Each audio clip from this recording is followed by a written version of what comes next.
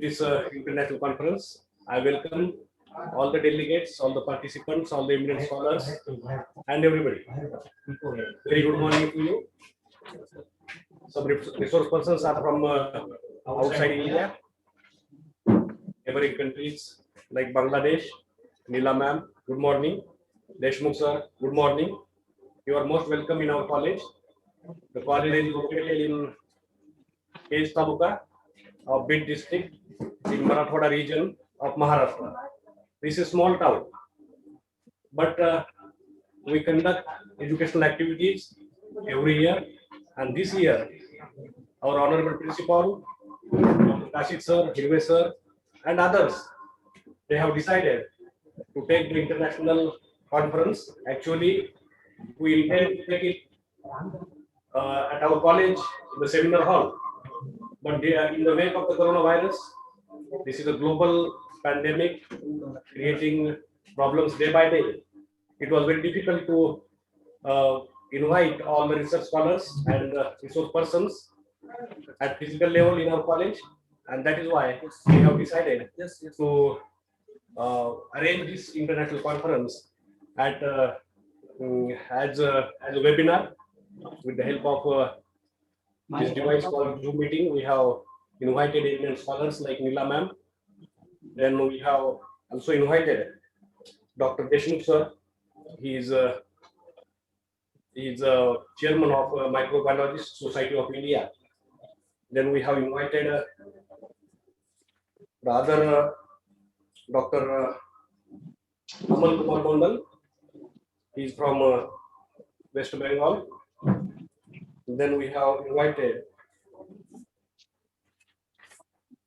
the Samadhan, Dr. Samadhan sir, Dr. Samadhan Dharikar is also well known. All these resource persons, I would like to tell you that they have international recognition. If we read their biodata, if we understand their contribution in this field, we will really appreciate their work, because all these, and we are lucky having these kind of the eminent scholars. We have international recognition, and we have eminent scholars in their subject also. So first of all, as per our tradition, we start every cultural activity, every program, academic activity with Saraswati Vandana. That is the tradition of our country. As per the Vedas and Puranas study is concerned, it is said that Goddess Saraswati, she is the goddess of knowledge and learning. And Lord Ganesha, he is also the god of knowledge and learning. So we worship the idols, we offer garlands, and we also offer red powder. And then we start each and every activity. Go to you, sir. Can we begin? Yes. What is it? Dr. Thawde, sir? Yes. Yeah, we have to start this inauguration program now with your auspicious hand and with the presence of the other resource persons also. In the auspicious presence of Neela ma'am, Dr. Deshmukh sir, Mondal sir, and Dharikar sir. So I would like to request our principal to offer garland to the photo idol of Lord Ganesha and Goddess Saraswati. Then we shall take another activity. Dr. Thawde sir, Dr. Chauhan sir. Dr. Chauhan sir is also chairman of the first session. He is known to all of us. He visited in our college also. He is academician as well as disciplinarian also. He worked as a control of examination in our university. Then he has work experience in working in the eminent university, Savitribai Phule Pune University, and at present he is working as a professor in the Department of Botany, Dr. Babasaheb Ambedkar University. Dr. Thomas is offering bouquet, is offering garland to Goddess Saraswati, is lighting the traditional lamp. Let the light of the lamp dispel the darkness of ignorance in our life. For Ganesha is often each and every activity begins with the worship of Lord Ganesha, and Dr. Paul is a devotee of Ganesha and Saraswati also. The scented stick is also being encircled around the photo of Lord Ganesha and Saraswati. Yes, complete.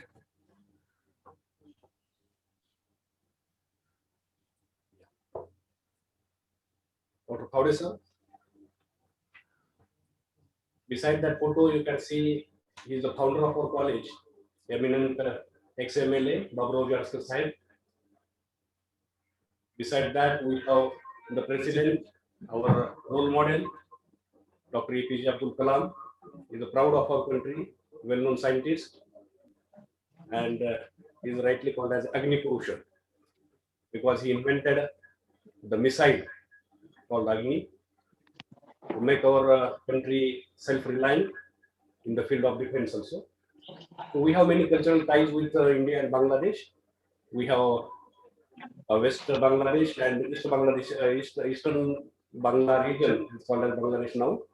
I would like to tell this information to ma'am also because we have brotherly ties, we have cultural ties, the language is common, and our idols are also common. Rabindranath Tagore, he wrote national anthem for India, and Rabindranath Tagore is same person. He has wrote national anthem, national song of Bangladesh. So Amal Kumar Mondal. May I know?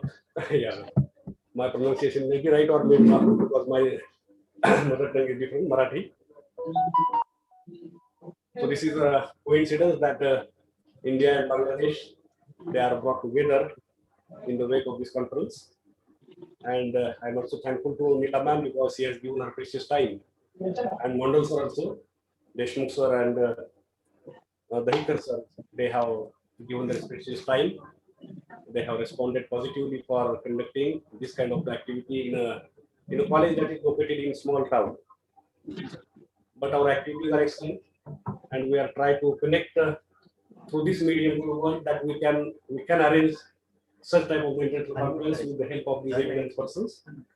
So I think that this kind of the collaboration will continue in the future also because Principal sir and Kashif sir, they have taken pains for the success of this conference. Dr. Kashif sir, Yes. let's start today. So, okay. Good morning, all of you. And welcome in this virtual interaction of various biologists, microbiologists, practitioner, investigators, research students from the various streams of the life sciences. On behalf of the institution, that is Chhatrapati Shivaji Shikshan Sanstha, resides in Maharashtra, India.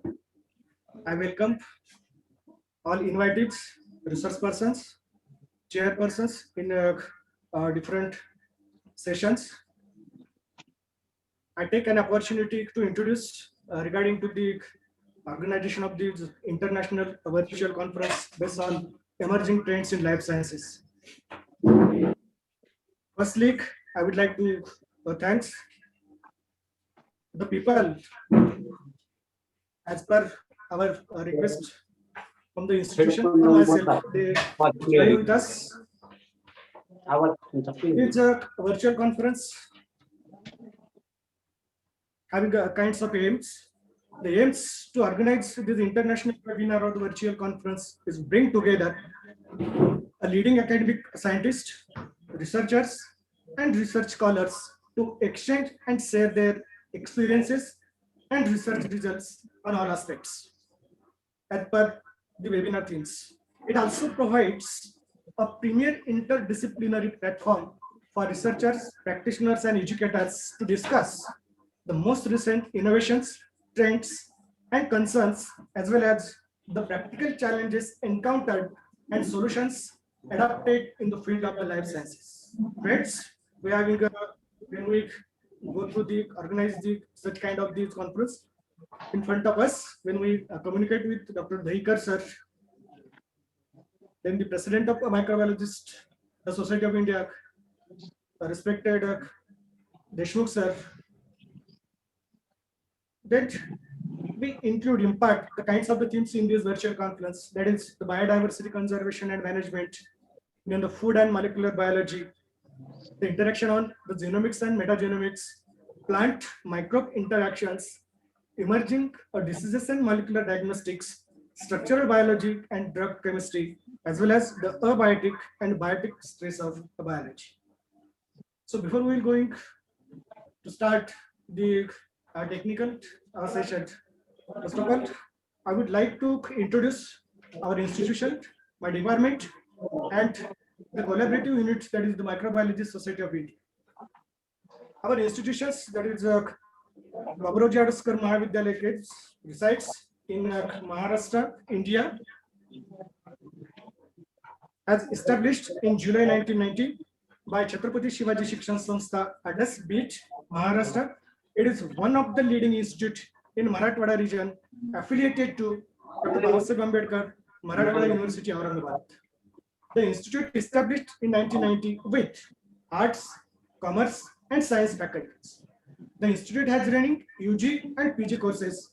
The institute has contributed immensely towards all over development of rural students and empower them in all aspects. Regarding to my department, the Department of Botany, where I am working, established in July 90, is offering a BSc program in botany.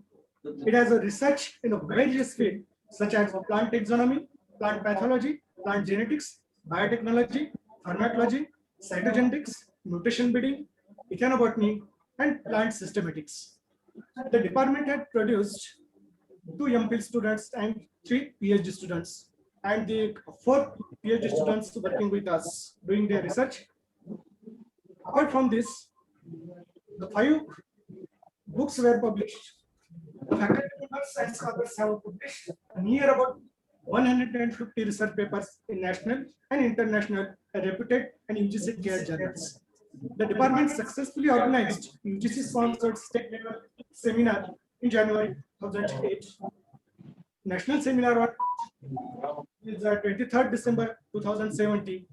The botany department organized a different kind of cues on environmental factors, environmental problems, the quiz competitions, workshop regarding to the tissue culture, then the poster presentation program organized by the department. Friends, in this organization of international virtual conference, Dr. Deshmukh sir and Dr. Samanata sir helping a lot of. The Microbiology Society of India collaboratively work with us. The Microbiology Society India was established in March 1996 and registered in November 1996 in Satara, Maharashtra, India. The society was running a scientific journal, a journal of microbial world from 1999 to 2014. The society is having branches at many universities in India and abroad. At present, there are 226 life members of the society. The society has conducted virtual classes in microbiology, and 250 colleges and 100 teachers have delivered lectures. The society has about 200 students units in the India and abroad. About 7,000 students were enrolled as an annual member of the Microbiology Society of India. So these are the brief regarding to the Department of Botany, BIODIVERSITY Mahavidyalaya, and the Microbiology Society of India, who collaboratively organize the international virtual conference. So once again, welcome all of you in this international conference. Thank you. Thank you. Yes.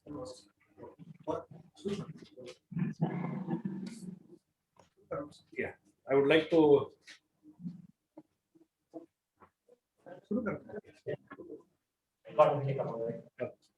Okay, over to Howdy, sir. Are you audible, sir? Howdy, sir.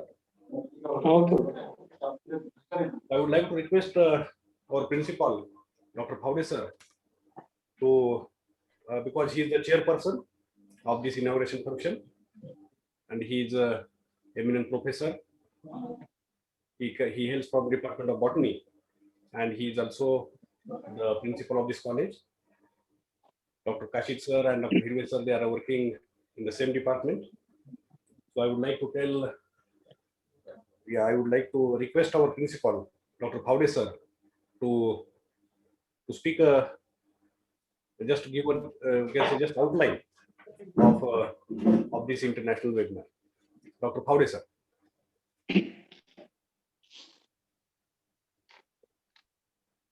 Before that, Hello. I would like to tell you, sir, before that, I would like to tell you that our college is named after the eminent ex-MLA, Baburao Jadaskar sir. Is not bodily present here, but his memories are very fresh in our mind today because of his efforts. He raised this institute, he has established this institute, and that's why we can arrange such kind of the functions. We are ever obliged to him.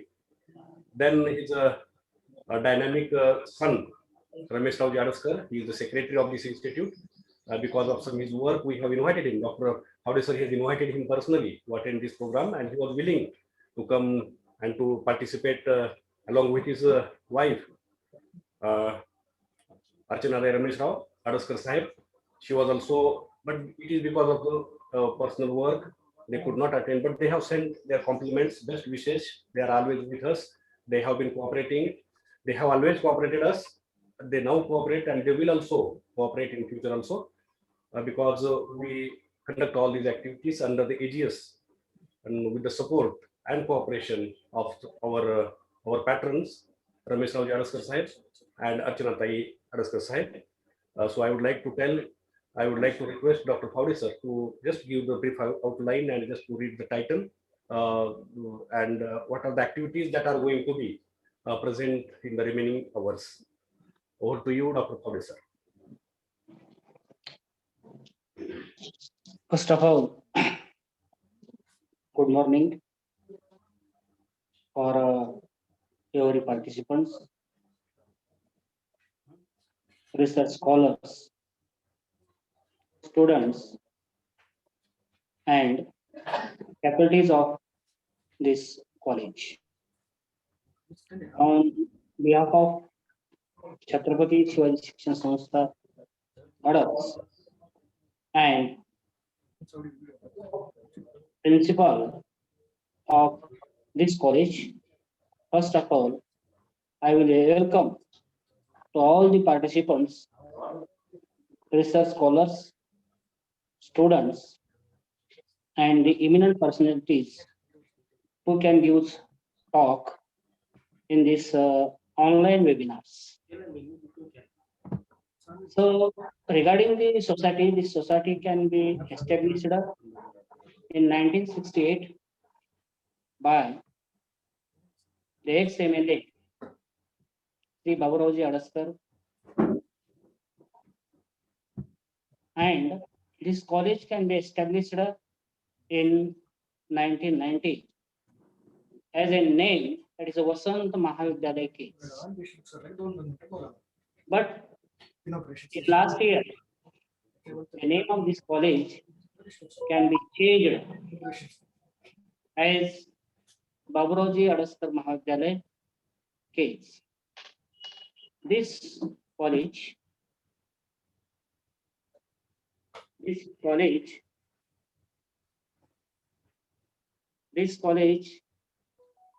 can run art, commerce, science faculty with UG and PG. This college can be affiliated to Baburauji Adaskar Mahavidyalaya. This college can be affiliated to Dr. Baba Saheb Ambedkar Marathwada University, Aurangabad. The online webinar organized by Department of Botany on the topic that is recent trends in life sciences with the collaboration to microbiological societies of India. So in this online webinar, the different eminent personalities can use talk on the various topics. Like the Neela madam can talk on the topic that is antibiotic resistance in bacteria. Deshmukh sir can talk on the general topic that is opportunities in the life sciences. whereas the another faculty can talk on water resources as and food.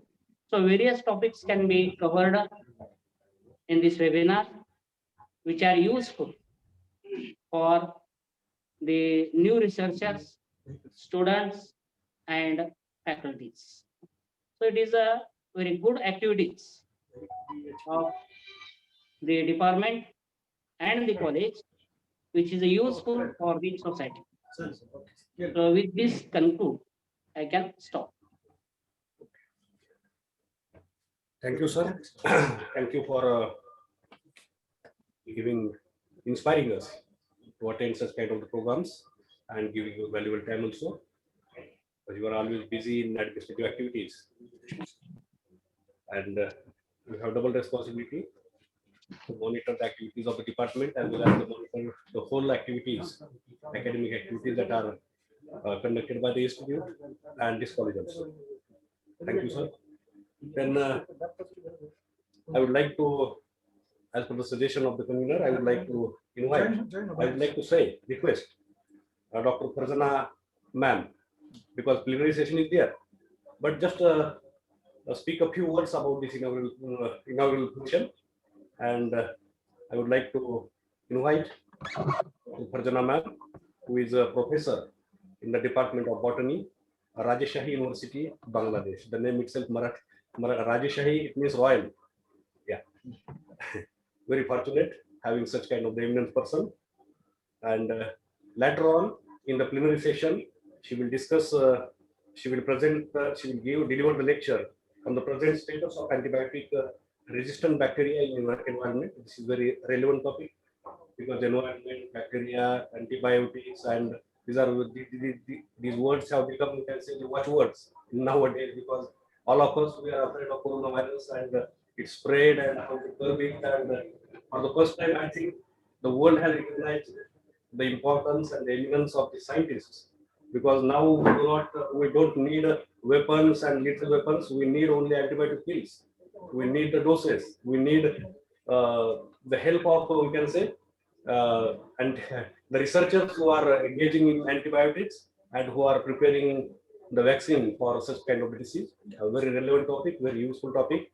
So I would like to request ma'am to just speak a few words, because later on there is your plenary section. There will be your detailed speech on this type on this title. Okay.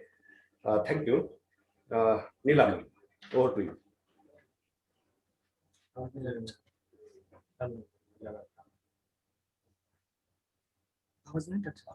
Sound. Please unmute yourself, Neela ma'am. Neela ma'am, please unmute yourself.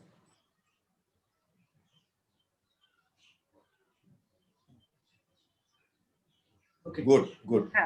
Thank you very much. Actually, host is not allowing me to unmute. That's why I couldn't. Thank you very much, distinguished speakers, audience, and organizers. A very warm good morning to all of you. Today, all of us are connected through an international e-conference on emerging trends in life sciences. It is my honor to mark the beginning of this international e-conference. Thank you for organizing such a type of conference during Corona pandemic and inviting me as a chief guest. I would like to express my gratitude, especially to Professor Aurobindo Deshmukh sir for introducing me to this platform. All the eminent speakers in this conference will deliver their important scientific works with findings and will discuss the future of general practice from many aspects. I hope in this platform we can build an academic bridge between us. The life sciences include all the branches of science that focus on living organisms. Of major concern are the study and improvement of life from improving human health to growing better crops and saving the environment. The field of life sciences present many opportunities and is constantly growing due to advanced technology. The life sciences has always been propelled by research and innovation, with breakthrough drug development and opportunities for medical advancement. Life sciences are also transforming in the areas of artificial intelligence and many more. With the spread of COVID-19, the future is probably more uncertain at any point in recent memory. However, as we enter a new decade, as well as uncertainty, the next few years present huge opportunities for the biotechnology, pharmaceuticals, environmental science, and regulatory industries. In recent years, telehealth take an important role during COVID-19 pandemic. These are just some of the recent breakthrough in the life science industry. We should have increased funding in research areas of life science, technology, and healthcare. The changes brought about these innovation remind us that the life sciences is a vital part of our society. We must do our best to push its frontiers forward for the sake of our welfare and the generation to come. Thank you very much. Okay. Thank you very much, ma'am. Because Thank you very much. after this session is over, you are the first invitee, and the topic is given to you. Present status of antibiotics resistant bacteria in environment. So I would like to invite here Dr. Arvind Deshmukh sir. He is president of Microbiologist Society India. I would like to request him to speak a few words, because later on in the second section we are going to hear the detailed speech that will be delivered by him. The topic is given to him is scope and opportunities in life sciences. Very broad topic indeed, as its name indicates. So I would like to request and I would like to tell that Dr. Deshmukh sir, he is an eminent scientist, researcher, and he is the chairman of the society, Biologist Society in India. Yeah. So over to Deshmukh sir. Just you can say speak about the touching points, because later on there is a detailed lecture that you will deliver after some time. Thank you. Thank you. Thank you very much, sir. First, it is my duty to congratulate you for organizing such a beautiful event on a very important topic, emerging trends in life sciences. I want to appreciate Honorable Principal of the college, as well as the team involved in arranging this webinar. The reason is that I am also from Bid. My resident is from Geurai. And I know the Geurai, Bid, Kes, Darur, they are remote areas. Means you have dared to organize, and not only dared, you have taken efforts and made it successful. I see that many participants are there today. So really it is appreciable. It is a one step. See, it is not the goal. Today you have started for international event.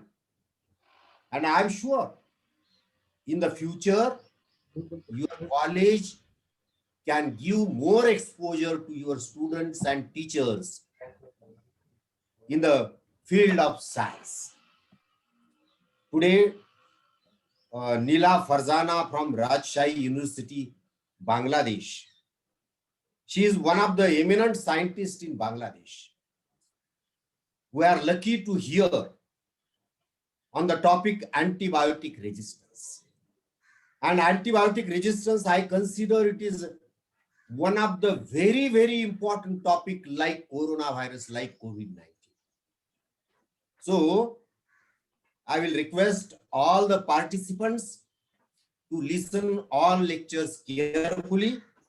And as a president of Microbiology Society, again, I congratulate all of you Thank you very much. Thank you. Thank you, sir. Deshmukh sir, very much thankful to you, because this institution is also run by Deshmukhs. Adaskar Sahib is also known as Deshmukh. Adas is the name of the village. He is from Adas, and that is why the resident of Adas is called as Adaskar. He wanted to show that he belongs to all the society, all the sections, and everybody should appreciate his work. And he worked throughout his life for the betterment of all the people in our region, Kesh Taluka and Bid district. Thank you very much, Deshmukh sir. We have a respect for you, as your name resembles with our institute, and your work is also of eminent, because I have 2 years ago, I listened BBC interview. It was taken by one of the British journalists, and he was asking a biologist. At that time, biologist was there, European biologist, and he was saying that when the vaccine will brought into when it will be brought in the market. At that time, she was very much depressed, and she says that we are doing something good for we are doing something for the good of the society, but our work is always, it is ignored by others. And she advised that journalist, and she asked him to go to the footballers, to go to the cricketers, and ask this question to them, because they are unnecessarily getting more money, more prestige. They get, we can say, big prizes, and they are simply entertaining the people. Our work is not to entertain the people. We are thinking about giving solution to save the world from this kind of the disaster. Is very, we can say, the bleak future of the humankind. It is because of we are fighting against all that, and microbiologists, pharmacologists, and botanists and others, they are collectively, collaboratively working to find a solution. Accordingly, later on, the solution was also there. After some days, India, our government is enduring to provide the free vaccine to all of us. Dr. Chauhan sir is also audible here. Sir, then I would like to declare here that the first session has begun. I would like to, Dr. Chauhan sir. Hello. Yes, good morning, sir. Good morning. Very good morning. You are chairman of this first session. You are also familiar with us. You visited our college also, and we know you worked as a controller, and then you also have eminent experience of working in the best college university in our India, Pune University. Thank you. Dr. Kashi sir has told that you are working here as a professor in our university. Very good morning, sir. So I would like to request my colleague, Dr. Bhande sir, to give a brief introduction of Neela ma'am and Chauhan sir also. Over to you, Bhande sir. Thank you, sir. Good morning to you all. I would like to welcome you all for the first session of International Conference on Trends in Life Sciences. The first speaker we are having an international eminent person, as Sir said that. She is an eminent botanist presently working in Bangladesh, Professor Farzana Ashrafi Neela ma'am. She has been working as a professor at Department of Botany, Rajshahi University, Rajshahi, that is in Bangladesh. She completed her PhD at Graduate School of Science and Engineering at AMU University in March 2008. She has been various fellowships she has received. To be specific, she has been awarded with Indian Science and Research Fellowship Program in 2016 to 2017. She was working in West Bengal at Kalyan University, India. She has been a frequent visitor or a visiting researcher to Japan, to be specific at College of Agriculture, Ibaki University, Japan. And she has got many visits there for carrying out various research work related to her field. When I'm saying that various research fields, she has got a specific research interest and specialization in bacteriology, environmental microbiology, and phytopathology. She has also been a life member of various learned bodies like Bangladesh Botanical Society, Japanese Society of Microbial Ecology. She has been a member of Bangladesh Microbiological Society, life member of Microbiological Society of India, and she also has been related with Bangladesh Association for Advances of Sciences. She is also working with the women organization, that is member of Organization for Women in Science for Developing World. To say about brief, she has visited at the toxicology and chemistry lab, that is ETC lab, Ibaki University in March 9, 2016. 2019, and it had been to 2010 also. So far, she has published around 30 papers in the high impact factor of international Scopus journals, we can say, or H-index journals. She has supervised a number of MS students, MPhil students, and PhD students. Dr. Neela has proved herself as a capable researcher in the field of microbiology.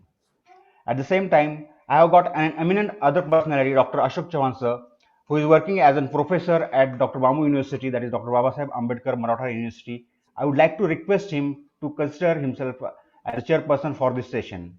To introduce himself, Dr. Chavan sir, he has got around 33 years of teaching experience and research experience in various fields. She has got already 21 students he has been awarded with PhD degrees, and 3 students are working under him for PhD. Dr. Ashok Chavan sir has taken 2 patents. Specifically, they are filed for. One is method of making resistance genotype for Formosus blight disease in Bengal eggplants, and he has completed 4 minor and major research project by UGC, that is University Grant Commission, New Delhi. She has published more than 140 papers in international publications, that is renowned scientific journals across the world, and presented around 50 papers in various national conferences and webinars. He has got various visits abroad, that is he has visited to Taiwan, Singapore, Philippines, in Europe, and presented various lectures as an invited speaker in those conferences. At the same time, when we speak about his administrative experience, he has got a huge experience, though my service has been less as compared to his administrative experience. I will not go into that details. He has organized around 8 conferences, workshops, and seminars in various national, international levels and regional state levels. He has been working as National Advisory Committee for several conferences. He is life member of around Indian phytopathological and botanical societies. At the same time, he has received various awards.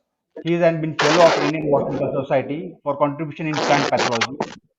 He is an Indian Phytological Society, New Delhi, awarded him as a fellow of Indian Phytopathological Society, that is FPSI award. He is awarded with by Rotary Club as a Guru Gaurav, and then Vasant Bhushan also he has received. He has been working with RRC, Senate member, and Board of Studies in botanical departments. That's all I would have to request sir to take as a chair of chairmanship, and I would request ma'am, Farzana ma'am, to start the session for technical sessions. Over to back to you, ma'am. Okay. Hello. Huh. Am I audible to everyone? Yes, sir. Yes. Yeah. Neela ma'am, can you hear me? Yes, sir, I can hear you. Okay. Okay. Hello. Good morning to one and all. This is an international league conference organized by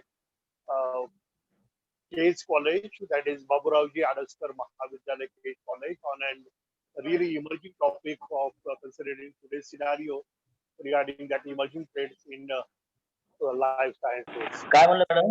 We always hear you, madam, while introductive remark in the we will very much happy that your aims and attitude towards this conference is a pretty clear one.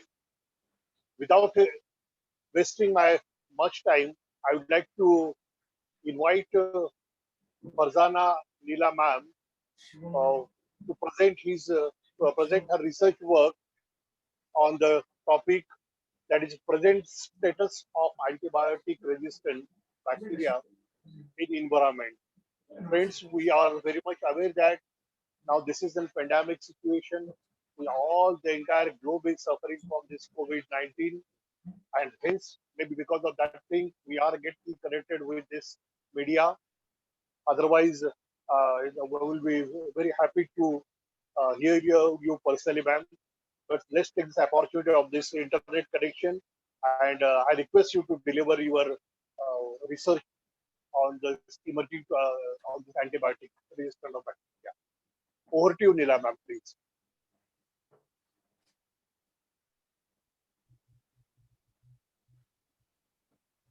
So I'm requesting host to allow me for a screen share. Sure. I'm requesting host to allow me for a screen share. Yes, ma'am. Yes, ma'am. Yes. Professor, sorry, sir. Yes, yes. Wait. Full screen.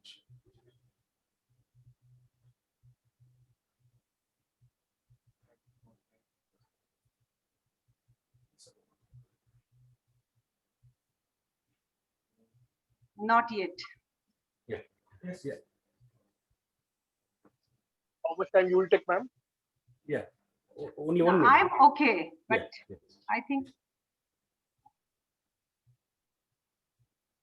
no, Professor, still sir, please.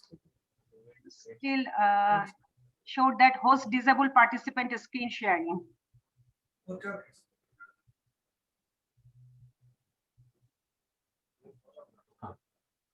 Yes, madam. We will introduce.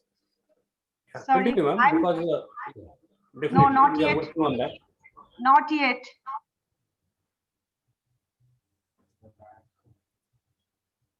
I'm sorry that actually, thank you for allowing me in this conference, and thank you for introducing me in such a wonderful way. And I'm very pleased to have Dr. Ashok sir as a chairman of this session. Thank you. So, but still I can't share my screen.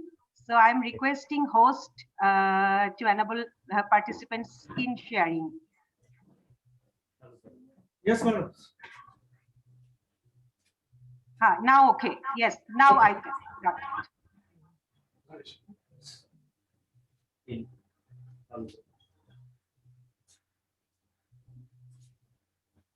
सगळ्यांची पण काही मुलं सगळीच बनतात माझं तुमचं नाही कोणाला दिसणार नाही आता तेवढं दिसणार नाही ते काही लोकांना काहीच नाही एवढं दिसतं.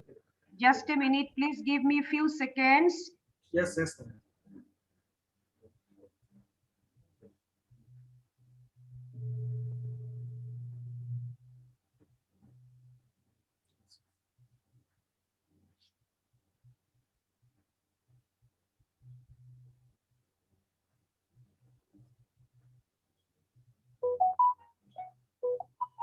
So I hope you can see my slides.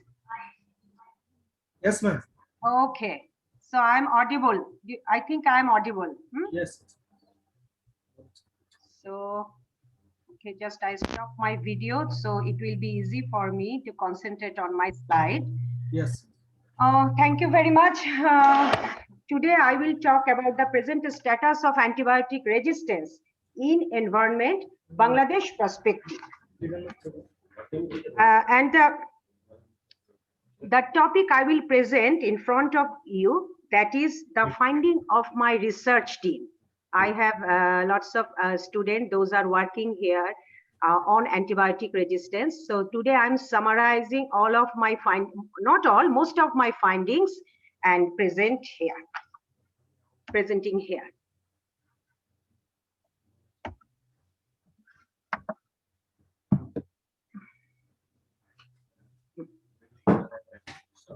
So we know that antibiotic commonly used to treat of disease in farm animals, fish farms, plants, and in crop production.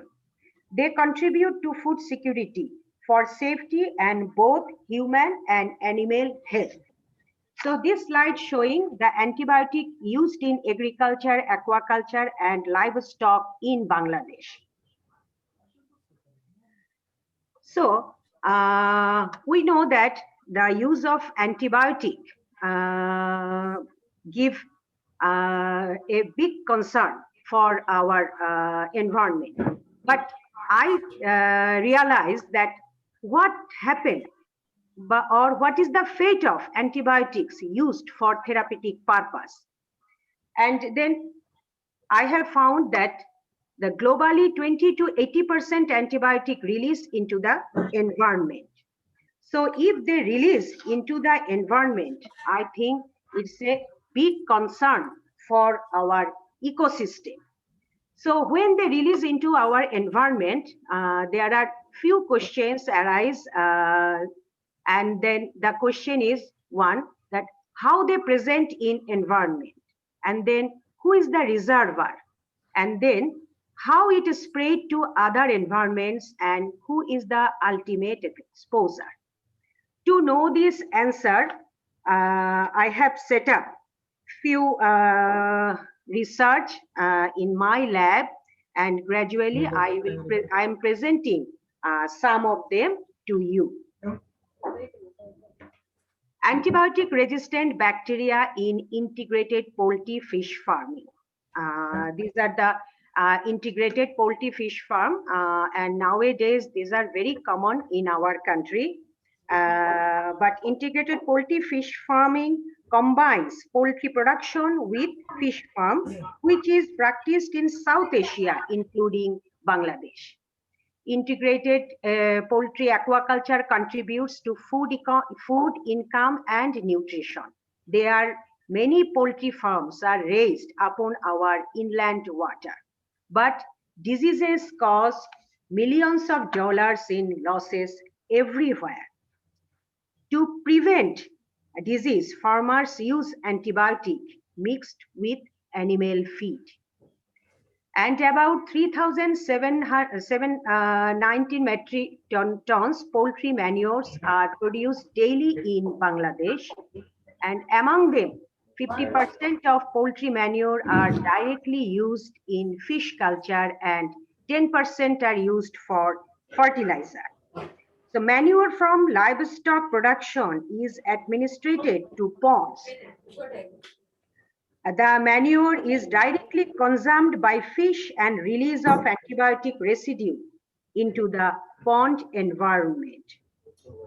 Then we have collected water sample from a poultry fish farm from 2 seasons, and we have found a total of 38 antibiotic resistant bacteria from sampling site. And from 2 seasons, we have found that rainy season showed higher tetracycline resistance than winter. And we use tetracycline and ampicillin.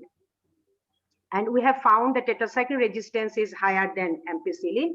And we have isolated some of the bacteria, those are resistant to tetracycline and ampicillin. And these are Acinetobacter, Enterococcus, Pseudomonas, Bacillus, and Enterobacter and Gravivirus, Bacillus. And all the bacteria were resistant to more than 32 microgram per ml of tetracycline and ampicillin. And some of they are harboring plasmid too.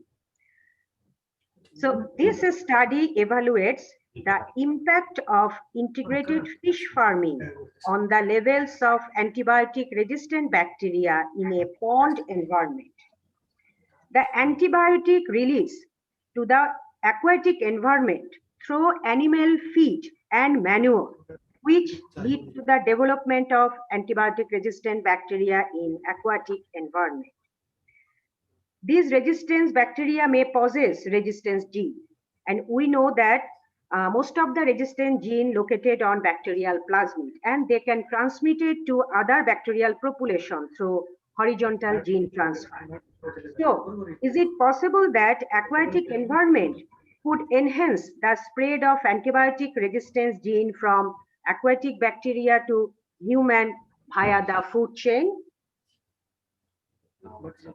So this is another finding of our study, that antibiotic resistant bacteria in aquatic environment associate with shrimp farm. Last one was integrated poultry fish farm, and this one is shrimp farm. We took sample from 2 sites. So one is freshwater and another from brackish water. And in Bangladesh, shrimp production in freshwater and brackish water has been developing rapidly. But the disease can cause huge shrimp mortality the largest single reason of economic loss in aquaculture side. And Bangladesh is very famous for the shrimp culture, but there are, for that reason, the use of antibiotics in aquaculture has increased significantly in the past decades. So we have collected sample from freshwater and brackish water from shrimp culture, and we have found that the bacteria were resistant to tetracycline, ampicillin, and some of the bacteria showed resistant to 2 drugs. And we have found the bacillus were predominant in fresh water, and these are the result of from the brackish water. And here also we have found the bacillus, Pseudomonas, Acinetobacter, Enterobacter. And we have also found the plasmid in bacillus and Pseudomonas. Increasing frequencies of antibiotic-resistant shrimp pathogenic bacteria could have economic consequence for farmers. There is limited understanding about the effect of antibiotic on bacteria resistance in shrimp farming environment. And I think India and Bangladesh also the same. Most of the farmers are illiterate. They don't have enough knowledge about the doses. So, and the further effect of antibiotic on our environment. So in our country, there has been less attention paid to the potential of antibiotic use in the aquaculture industries to compromise with human health. Actually, environmental sectors play less attention than clinical sector. So aquatic environment plays an important role as a reservoir and for the spread of antibiotic resistant bacteria and resistance gene among various environment, which is significant for public health. So now there is another question. Are there antibiotic resistant bacteria in agricultural soil?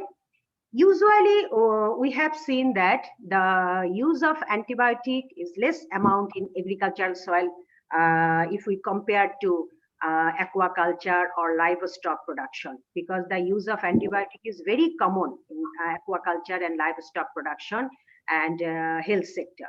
But very few report we have found about the use of antibiotic in agricultural soil. But in recent year, multi-drug resistant bacteria are a growing threat to public health on a global basis. And we know that large amount of antibiotics are applied in animal husbandry and the agricultural soil treated with antibiotic. When the agricultural soil treated with manure, the antibiotics are released into the environment, which might provide selective pressure to the environmental bacteria. We have collected few soil sample from this 4 field, rice, wheat, potato, and brinjal, and these are the result of multi-drug resistance profile of soil bacteria.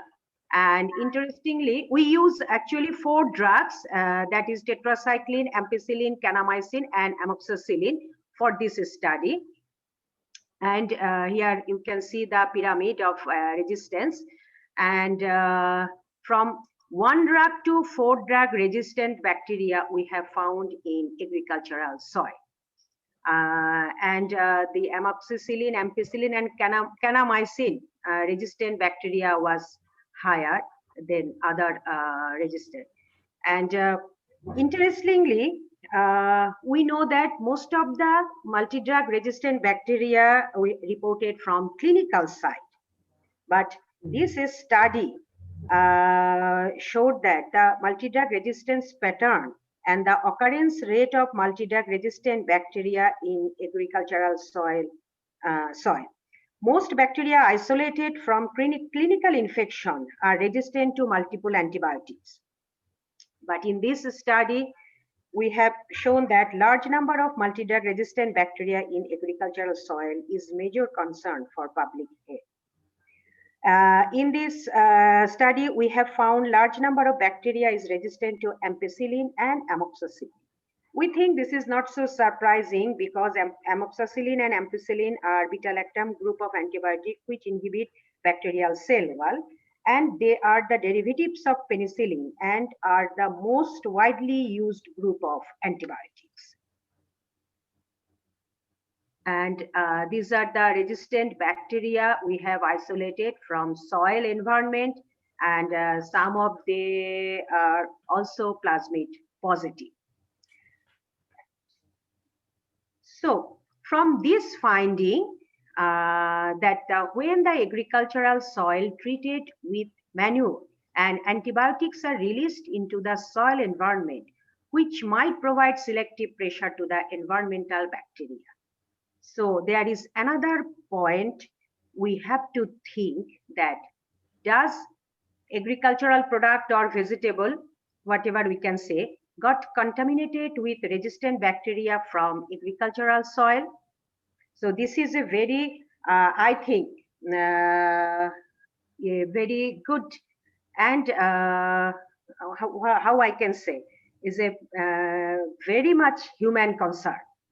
So to know this answer, we have, this is my present actually ongoing research. Actually, we could completed it last year, but because of the COVID pandemic, our university has been closed for a long time, so students are not continuing their work. So these are my ongoing research, and these are prevalence of antibiotic resistant bacteria on raw salad vegetables sold in open market, impact of manure fertilizer and irrigation water on the abundance of antibiotic resistant bacteria in agricultural soil, and occurrence of antibiotic resistant bacteria in salad vegetables collected from agricultural field. Actually, we want to make a what I can say correlation in between farm versus and local market and the source of contamination. I hope in future, if I can get opportunity to, I can present this data in front of you. So there is another interesting research we already did, and I'm presenting here, that antibiotic resistant bacteria in street vended juices. This is very common, I think, in India and Bangladesh also, and some other country, that especially in front of a school, college, or market side, the vendors sit for their product, and the people are very much like to drink this kind of street vended juices. So these are also a source of cheap, convenient, and nutritious food for urban and rural people. During summer season, a huge number of population of all income and age group consume these fresh pressed juices. So do you think that these street vended juices are safe for human consumption, especially for children? So we have found that actually we use three types of antibiotic in this study: amoxicillin, ciprofloxacin, and tetracycline. But we have found that amoxicillin resistance and tetracycline resistance, and we have identified Bacillus, E. coli, and Salmonella, and those are plasmid positive. At the same time, we provide questionnaire to the vendors, and very interestingly, that most of the vendors don't know about the hygiene. Only 50% of the vendors know about the hand or utensil washing, and 20% know about the washing fruits. But other vendors do not have any knowledge about hygiene. So every day, or most of the day, most of the month, we drink street vended juice. But the presence of antibiotic resistance bacteria in fresh juice could lead to potential health problem for consumers. So now, how we can how the bacteria become contaminated. So from the questionnaire, we have summarized from our findings that contaminated fruits by resistant microorganism, it could be come from the agricultural field or from the local market, and use of unhygienic water for dilution and cleaning utensils. Unhygienic surroundings, often with house flies, fruit flies, and airborne dust, and improper hygiene knowledge of the vendors. So, from these findings, we can say that environment is the reservoir of the resistant bacteria, and the bacteria possess resistance gene. And now the question, how they can transfer to other environment. It is known that they can transfer by horizontal gene transfer through conjugation, transformation, or transduction. But actually, we set up another experiment to know the movement of antibiotic resistant gene in our environment and how. So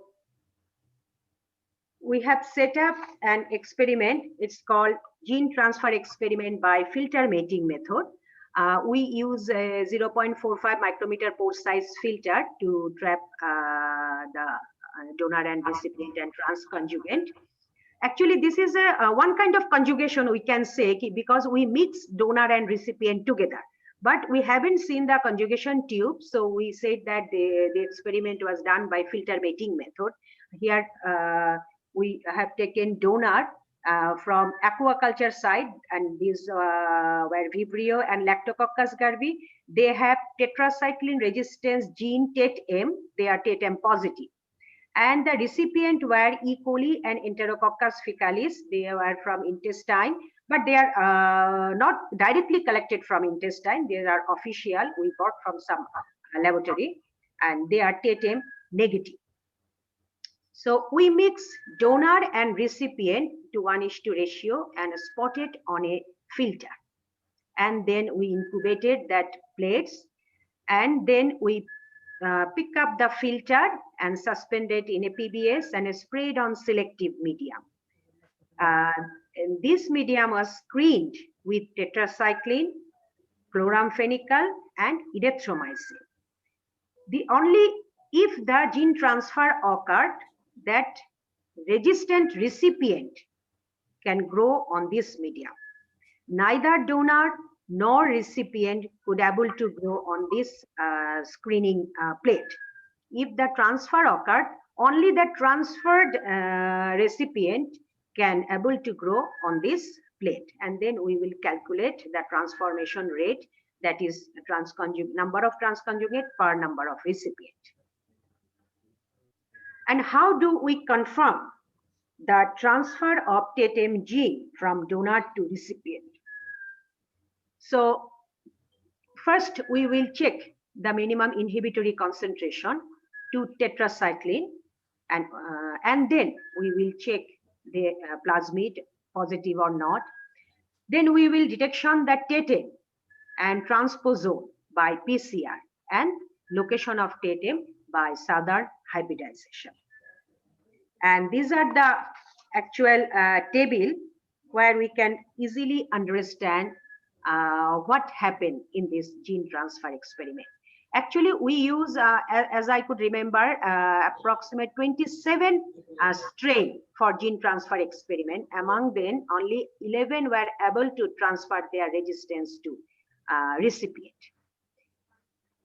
These are the Vibrio and Lactococcus garvi isolated from aquaculture site, and these are their minimum inhibitory concentration against 2 tetracycline, and they all are positive TET-M gene, that is tetracycline resistance gene, and we have checked that they don't have any plasmid.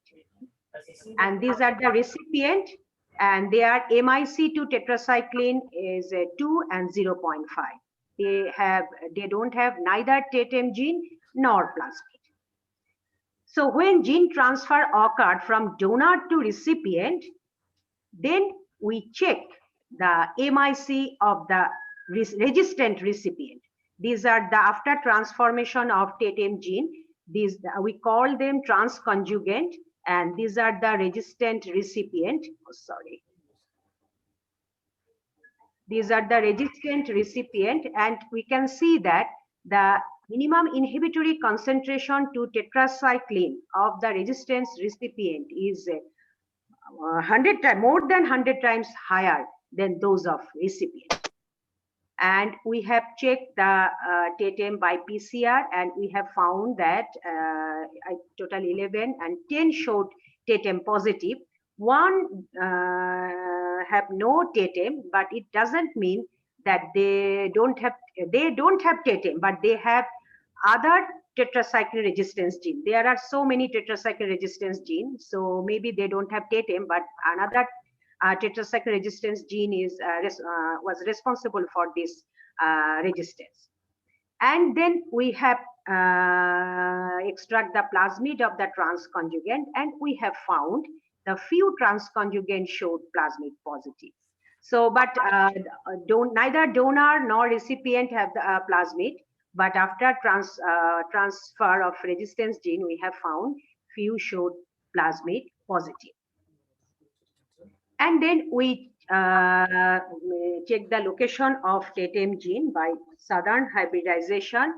And this is the genome of donor, genome of transconjugate, plasmid of transconjugate, and this is the recipient genome. And after southern hybridization, we found the location of TETM was present in genome of transconjugate and plasmid of transconjugate. So we have suggested that our TETM gene was located on bacterial chromosome, but somehow it transferred to the recipient, we think, via the chromosome, and also a plasmid-like element or by conjugative plasmid. So from this whole study, finally, I have summarized my total findings, which I have already presented. And in my previous slide, I have mentioned 4 questions that what happened when the antibiotic release into the environment. Think after release into the environment, they give selective pressure to the environmental bacteria. As a result, occurrence of antibiotic resistance in our environment. And the environment, it can be lake, soil, river, anything, are the reservoir of antibiotic resistant bacteria.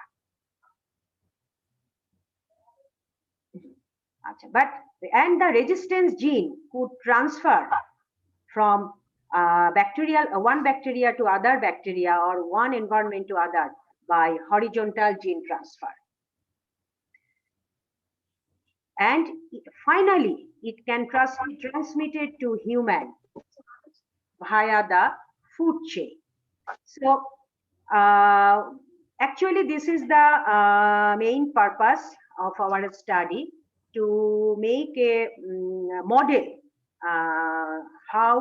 the dynamics of antibiotic resistance bacteria and resistance gene in our environment. So there are still so many works to be done, and I want to make a total, how can I say, total ecological life cycle. So these are a probable ecological life cycle of antibiotic resistance in various environments. Here we can see that actually this is the total finding of my study, that antibiotics, they are released into hospital, livestock farm, crop fields, aquaculture, etc. And from them, the occurrence of antibiotic resistant bacteria and discharge into the natural environment.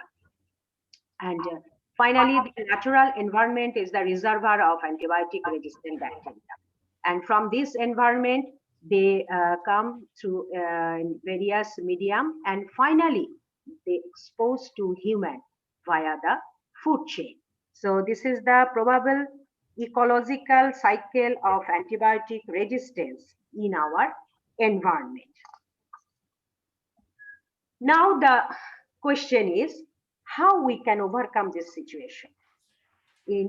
Up to now, I have presented the probable ecological cycle of antibiotic resistance in various environments.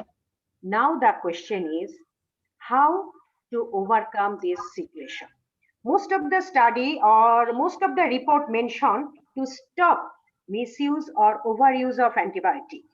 But I think this is not enough to control this situation because the farmers, they use antibiotics.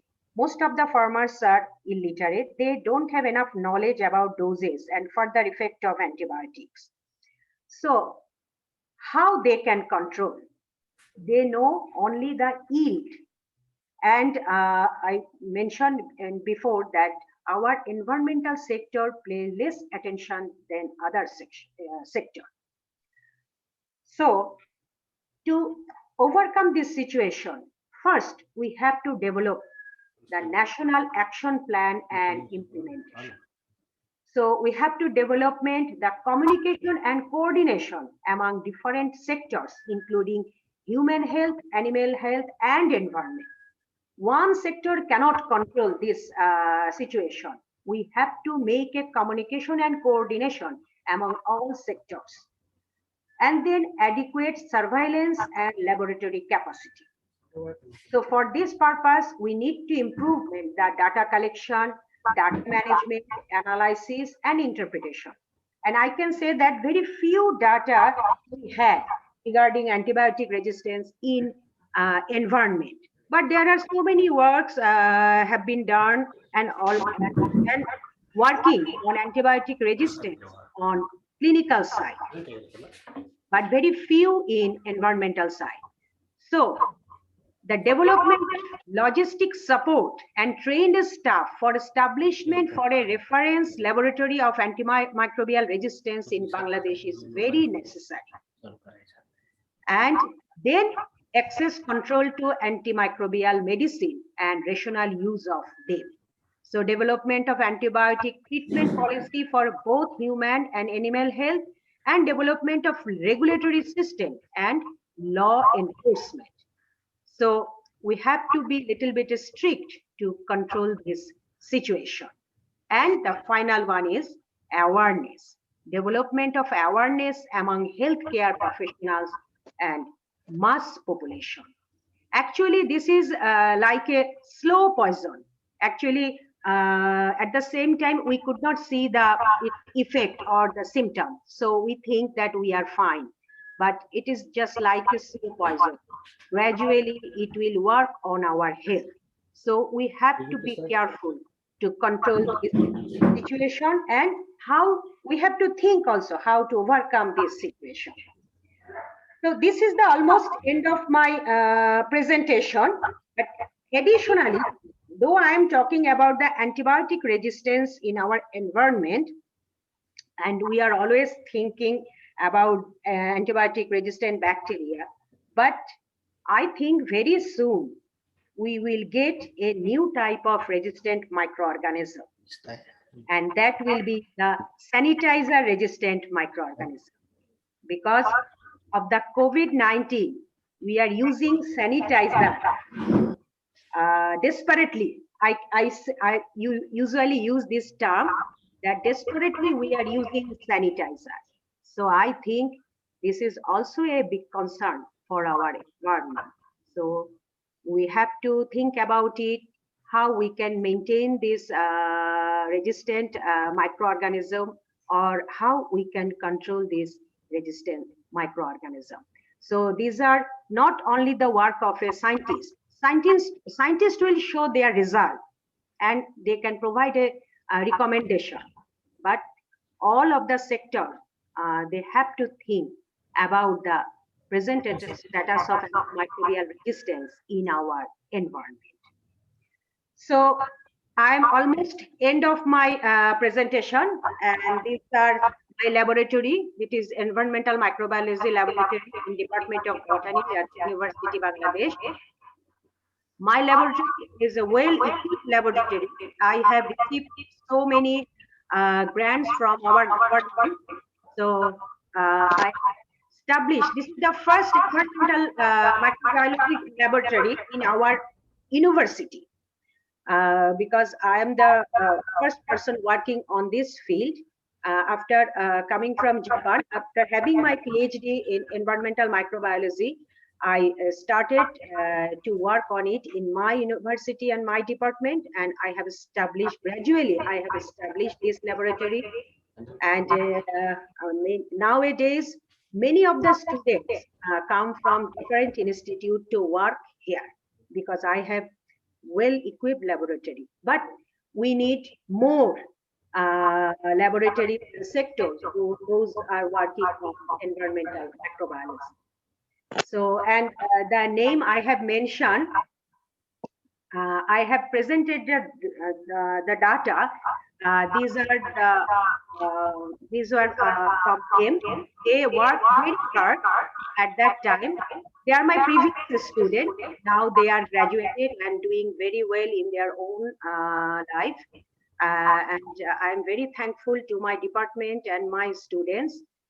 Those are department give me full support, and my student, they are working very hard on the antibiotic resistance in our environment. So I think this is the end of my presentation. Thank you very much for having your patience. I'm not sure how is it, but I try to make it easily to understand all of you.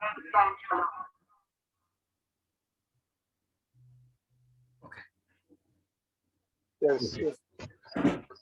Thank you very much, ma'am, for such an insightful guidance. Actually, you have a lot of work experience, and you were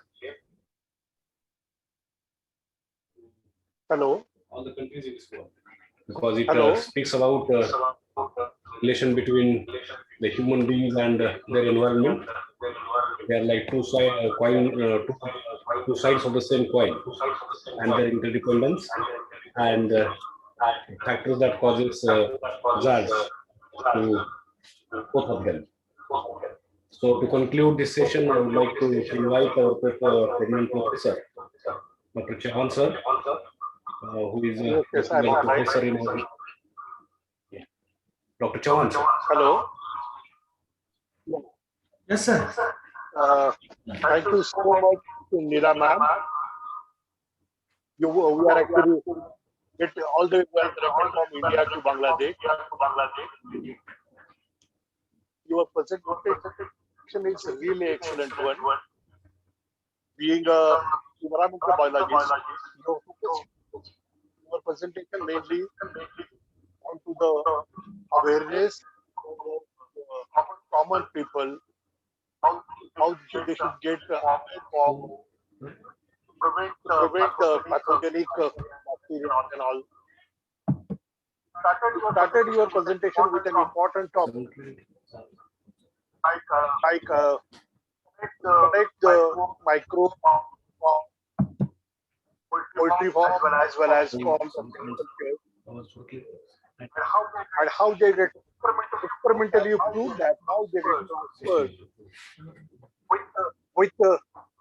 into the food chain, and ultimately how they are hazardous to the environment as well as to the feeder, maybe the cattle one or maybe the human being. Your presentation in the present scenario is very common. When you ended your presentation with an how this bacteria are become resistant nowadays,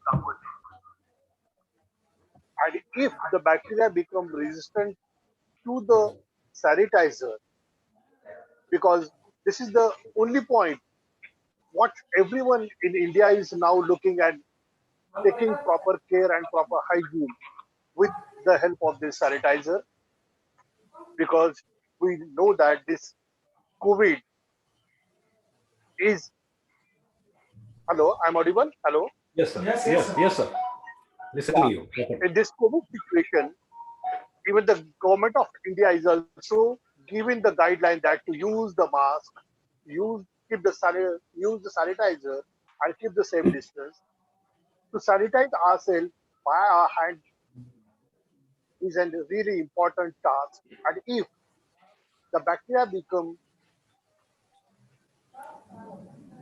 resistant to the sanitizer, it's really difficult to control and to that would be the separate task to the researcher, especially to the microbiologist, how to overcome from that one. Because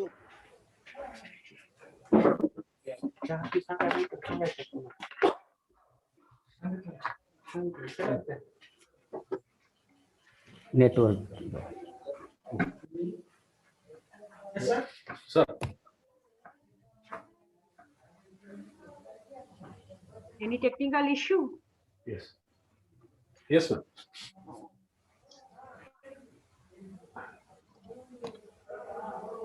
Sir, Doctor, sir. Yes. Any problem? It is okay. Continue, sir. Chavan, sir. You may continue, sir. I think there is some technical issue Yes. from Chauhan sir's side. Yes, yes.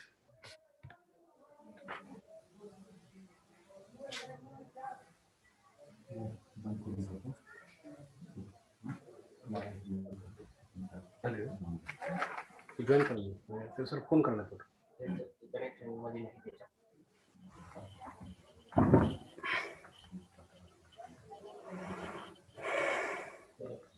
फोनच करा ना sir लक्ष दे रहा खूप लगी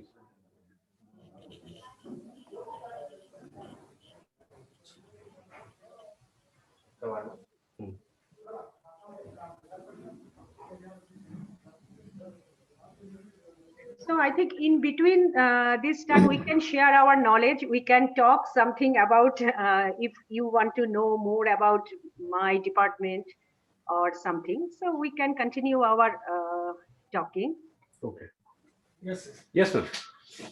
Please. So I think in the meantime, Professor Ashok sir will be available. Actually, I have visited Baramati twice. So actually, I was very honored to have. I think there was a conference I have attended in Baramati, and I have visited a few colleges. But I think your college in where? May I know? Yeah. Yes.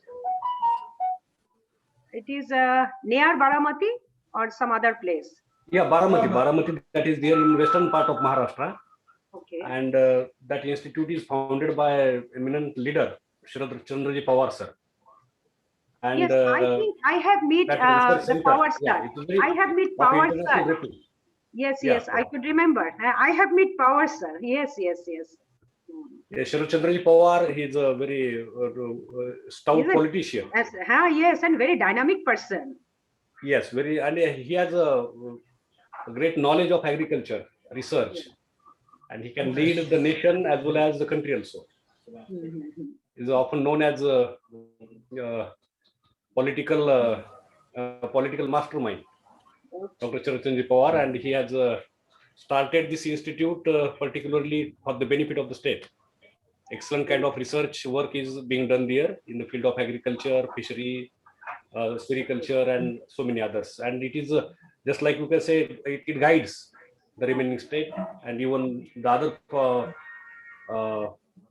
the well-known institute, they are also collaborated with that center, Baramati, that is there in Pune district. Yes.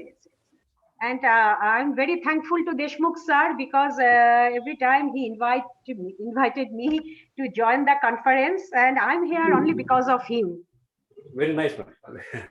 And we are really benefited for of your knowledge and your research. So no, I'm very simple person. Deshmukh sir is a very knowledgeable person. I'm just the beginners of this field. He lives in very close proximity, ma'am. The distance between Deshmukh sir and our college is only 60 kilometers. Oh, okay. Yes. Okay. I hope next time I will visit after the when the pandemic will be over. Sure. Yeah. We'll manage your visit, ma'am. Thank you, sir. Definitely, I will visit because Case is a remote place comparative as compared to Baramati. Okay. It is approximately 200 to 300 kilometers away from Baramati. Okay. Yeah, but although it's a village, out there, arrange this Sir, international we are webinar. facing some- Really appreciate. Chavan sir is facing some technical glitch. That is why it is very difficult to connect him again. Correct. So I I can, think this is you or Deshmukh sir can conclude this session. Okay. Yeah. Deshmukh sir. Yes, Yes, I he will request, conclude. I request Dr. Deshmukh sir to conclude the session Yes, on thank you. behalf of Chavan sir. Okay, okay. Thank you, thank you. Because already he has mentioned Yeah. certain points. Really wonderful Mention lecture. remaining points. Chavan sir is, yes, sir.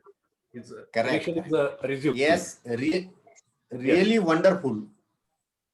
Yeah, Thank you, really sir. wonderful lecture. Yes. And very, very important point which she has told. In the future, there is a risk of development of sanitizer Sir, resistant bacteria or virus. Namaskar, namaskar, sir. Namaskar. Deshmukh sir, Chavan sir has joined just now. We will listen to him. Okay, let him Chavan sir. continue, please. Yes. Please let him. Dr. Chavan sir. Chavan sir, Please, please, you continue. Continue, sir. Dr. Chavan sir. I think some problem is again there. I think yes, He still is have. not audible. He is not audible. I think Deshmukh sir can conclude Yes, it. yes. And in Again, I request. time, Yes. hi, again, Chavan sir. काय disturbance झाला होता का? Hello. Yes, sir. Chavan sir. Due to certain problem, you are not audible now.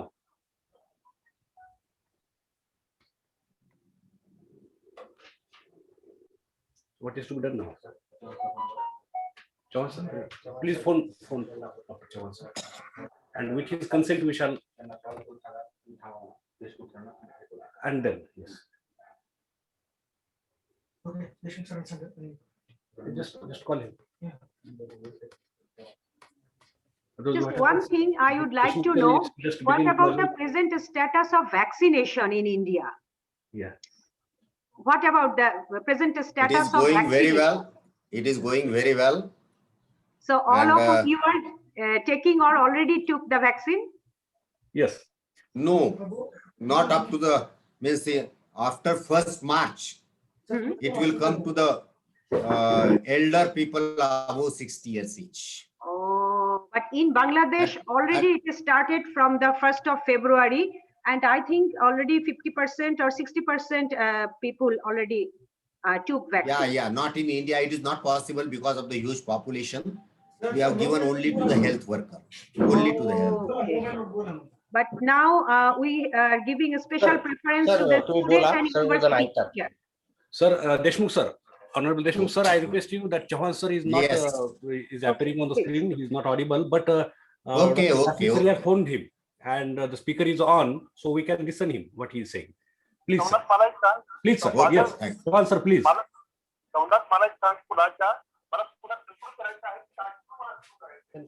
Conclusion, sir. Okay, the conclusion.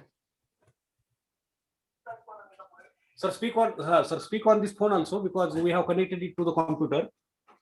Then there will be no problem, sir. Please, sir. Once again, Meena ma'am, thank you so much. You get all the way connected from Bangladesh, and we are very much enlightened with your good address. Being an environmental biologist, environmental microbiology, your work is really applied one, not only to the researcher, but to the common Audible. You started your presentation with the bacteria which are occurring in the poultry farm, bacteria which are occurring into the sea culture, bacteria which are occurring into the fish culture, and how they get migrated with the cycle on into the human being, how they साधू एक झालं disturb and how they are harmful even to the patient. Ma'am, you have enlightened the entire audience with three important aspects regarding create an awareness about the bacteria and especially with the harmful bacteria. Number two, you have created your focus on the hygiene especially. Hygiene is an important aspect, important part, especially the country like India and the Bangladesh also. Have a proper awareness about the hygiene. Must be important task to the all stakeholders of the society. And you are ending your presentation with an important aspect that shall be the bacteria which are going to create their stability in sanitization. Because those who are sanitizing the resistant bacteria which they are going to develop. And as nowadays, because of this COVID situation from almost last 1 year, the entire world, especially with what we are looking in India, all are using sanitizer as one of the important ways by which we can sanitize ourselves, our hand and our outside body. So naturally, if the bacteria which goes to resist the sanitizer, that is going to create a new microflora even. And if the resistant and especially those bacteria which are going to the human, if they become resistant to the sanitizer, then that will be going to create a new question mark in front of the biological treatment of the microbiome. Because it would be again one of the important and the challenging aspects how to overcome that one.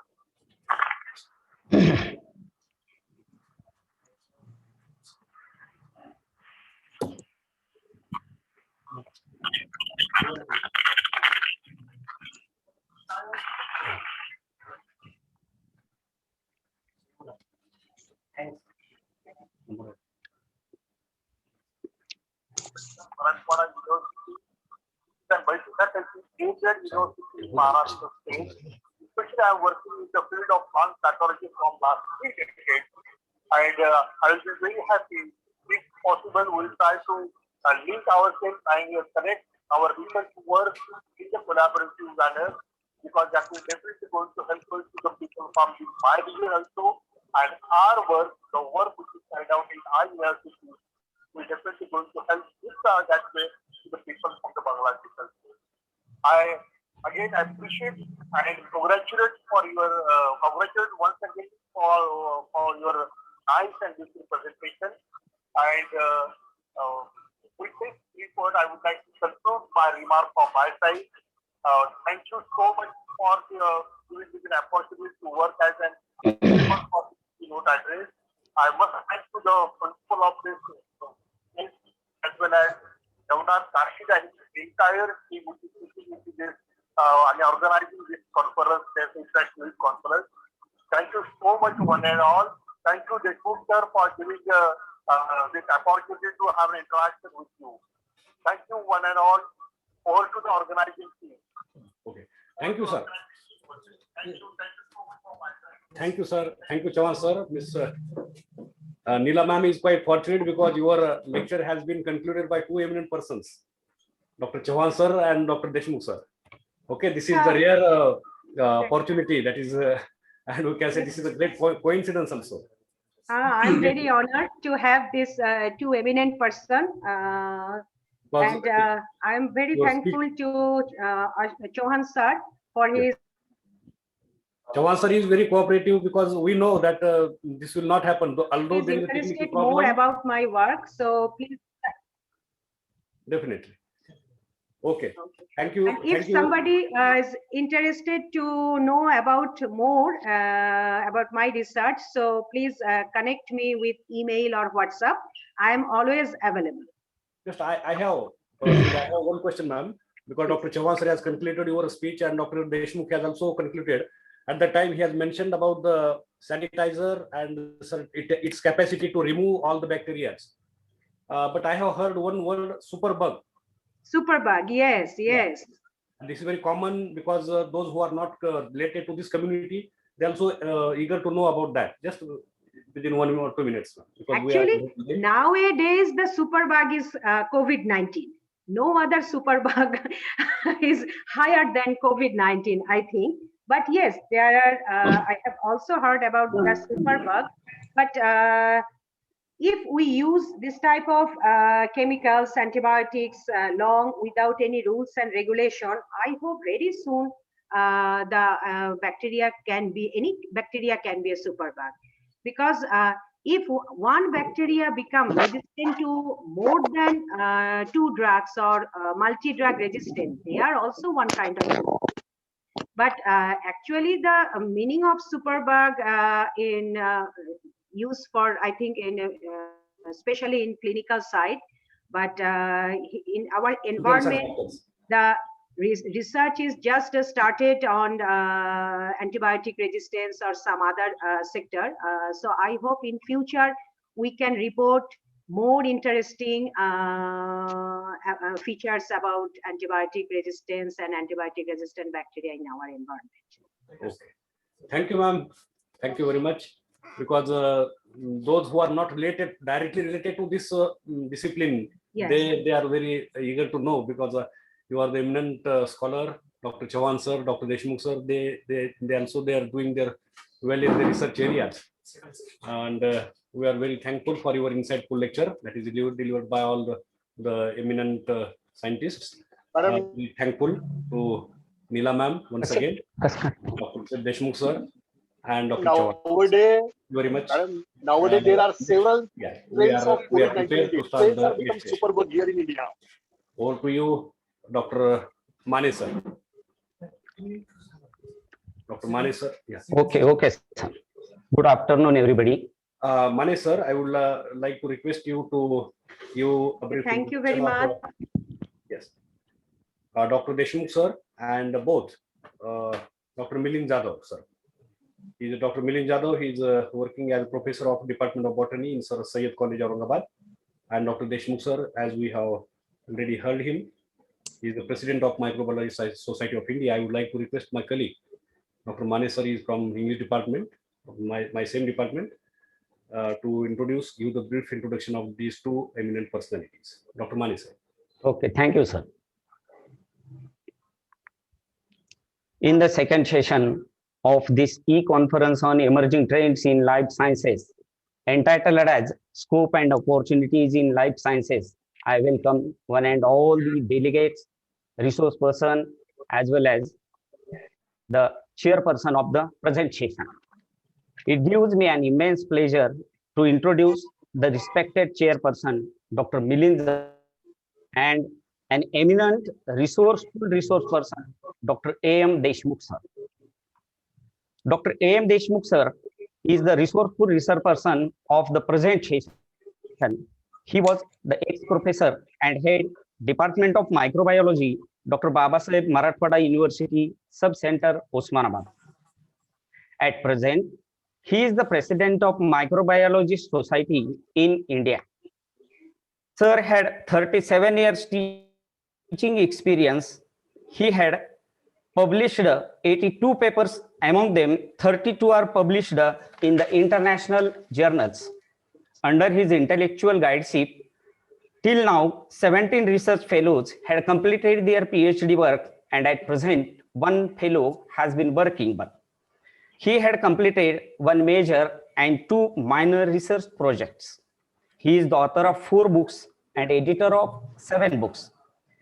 Very successfully, he had organized 45 state level, national level, and international level conferences, seminars, workshops in India and abroad. Also, he worked as a chairman of the Board of Studies in Microbiology. Also, he worked as a member of Board of Study, RRC, BUTR, environmental committees of many universities, as well as of government committees. He delivered his resourceful speech in 234 conferences and 49 speeches in various colleges and universities. Also, he delivered his talk on a radio. His so many articles are being published in Marathi newspapers also. He created about 14 awareness programs regarding biofertilizer, biopesticides, pure water, and vermicompost, as well as environmental pollution. His 20 scientific articles on biotechnology were being published in Marathi newspapers or Marathi also. He presented his papers in Japan, Malaysia, Nepal, Bangladesh, Indonesia, Thailand, Dubai, Singapore, Mauritius, Bhutan, etc. Very successfully, he had organized international conferences at Aurangabad, Karad, Sri Lanka, Bhutan, Mauritius, Dubai, USA, Andaman, Maldives, Nepal, as well as Bangladesh. Since last 5 years, he is conducting virtual classes in microbiology and thousands of students are taking its advantage. His research area is nanotechnology, biotechnological solution to e-waste, biodiversity of actonymicides, biogas, and dye degradation. Then I would like to introduce today's chairperson, Dr. Milind Jadhav sir. At present, he is the chairperson of this session. He is a professor and head Department of Botany at Sir Syed College, Aurangabad. Sir has 21 years teaching experience while he has a 21 years research experience. His research area is phycology, algal biotechnology, and microbial ecology. More than 60 research papers he had published in national as well as international journals. Under his able guideship, till now, 6 research students had completed their PhD, and at present 3 research fellows are working. Very actively, he had participated in more than 75 national and international conferences as well as seminars. Also, he is the IQAC coordinator of his college, Sir Syed College, Aurangabad. Thank you. Now, I hand over it to the chairperson of the session, Dr. Milind Jadhav sir. Am I audible? Yes, sir. Yes. Okay. Good afternoon, everyone. First, I would like to congratulate management of the college, organizing committee of the college, principal of the college, and Professor Dr. Navnath Kashid for organizing such a scientific endeavor. That is the International Conference on Emerging Trends in Life Sciences. This is a very interesting theme, today's international conference theme of the life sciences, emerging trends. Which are the emerging trends that we are listening, which are the emerging trends are in the life sciences, and we will listen also which are the important aspects and important trends in the life sciences. Maharashtra College case has organized this conference very nicely. Now, in today, in this session, in second session, this lecture will be delivered by an eminent scientist, eminent microbiologist, Dr. Arvind Deshmukh sir, and he will deliver a lecture on a topic that is a scope and opportunities and life sciences. Which are the opportunities are available in life sciences, and what is the exact scope of life sciences? How it plays very important role in betterment of society or human welfare. He will focus on this particular topic. Now, I would like to request Professor Deshmukh sir to deliver a lecture on a topic, scope and opportunities in life sciences. Over to Professor Deshmukh sir. Thank you. Thank you, Jadhav sir, chairman of my session. Thanks to Kashid sir, who was regularly in contact with me, and his continuous efforts, continuous communication has made this conference a successful event, and I appreciate your college and team of your college. You have proved that the remote place or relatively place away from the city cannot be the limitation if you have a will in your mind. Now, actually, my topic, you see, it is a topic may require more than a week to explain in detail. But today I'm only giving some glimpses of the topic. And today my object is only to inspire the young mind. Again, I'm telling you, National Education Policy 2020 is declared. And in the National Education Policy 2020, sky is the limit to the students of life sciences. Again, as the introduction has been given regarding my curriculum vitae, I have visited approximately 30 to 40 different countries. In all countries, I observed that there are students from India. Why the students from India are there? The reason I will tell you. Now, ample scholarships are available. If we consider mathematics, if we consider the physics, if we consider any other subject, life science has a tremendous scope. Sky is the limit. Literally, sky is the limit. All Western countries like from UK, USA, Switzerland, Canada, and many other countries, they are giving scholarship only and only in life sciences. So it's an opportunity to the students, my students. Although they may be in village, which is the place of your education is never a limitation. If you have in your mind the great dreams are important. And today I will cover my topic within maximum 15 minutes. But I will tell you how the sky in life sciences. First of all, I will go to the slide is 1 minute. Yes. What is the qualification required? It is a BSc, MSc, PhD, diploma courses with BSc, diploma courses with MSc. Now, let me tell you, in new education policy, which is coming now, in the new education policy, there are no separation in between arts, commerce, and science. In the new education policy, the graduation is not of 3 years, it is of 4 years. So after 4 years, you can go abroad in any country for doing MSc.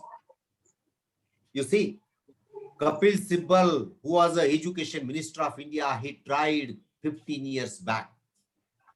But there was opposed throughout the India, so he left the idea. But now this government has tried to implement, declared it.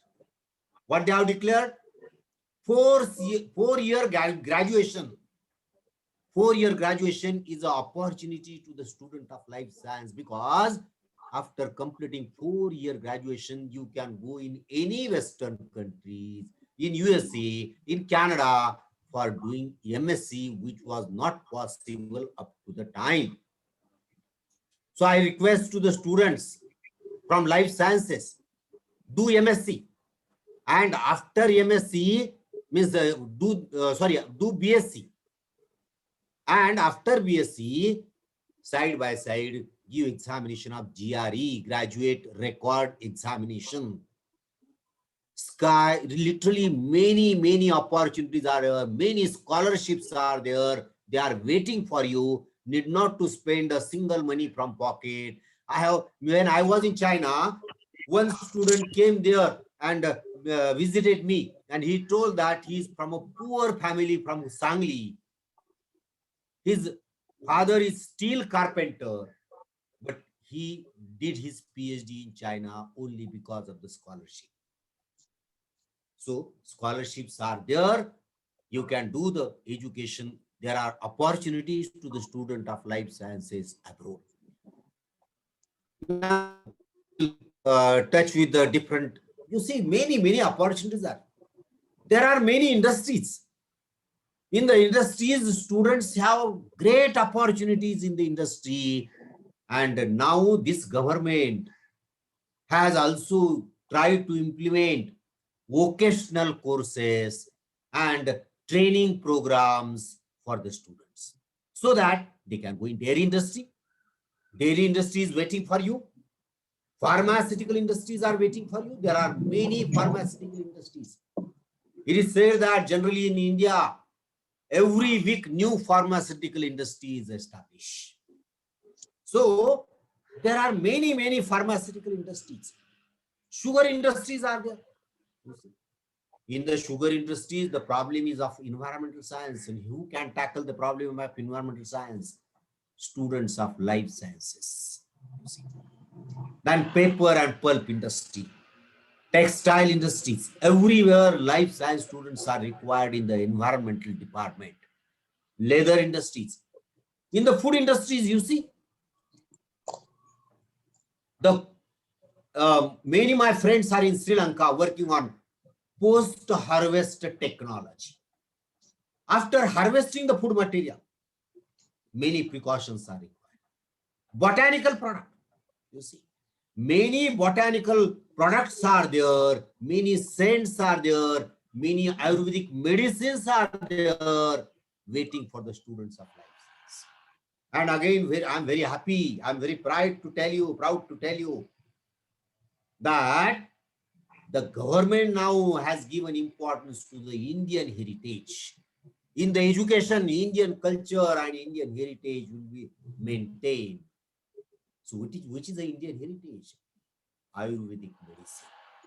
So you see, the botanists have great opportunity in this field, as well as chemists also have very great opportunity in this field. What is the importance here? The importance is that Ayurvedic medicines are the alternative to the chemicals used as a medicine, antibiotic. Just we have heard the lecture of Dr. Neela ma'am. She has told how the antibiotic resistance, because we are talking about the antibiotic resistance. Now, later on, we talked about multi-drug resistance. MRSA, methicillin resistant Staphylococcus aureus, is a antibiotic resistant. Now we are talking about the TDR. What is the TDR? Total resistance is a problem. What is the alternative? Ayurvedic medicines are alternative. So the students from the life science can work more in the Ayurvedic medicines.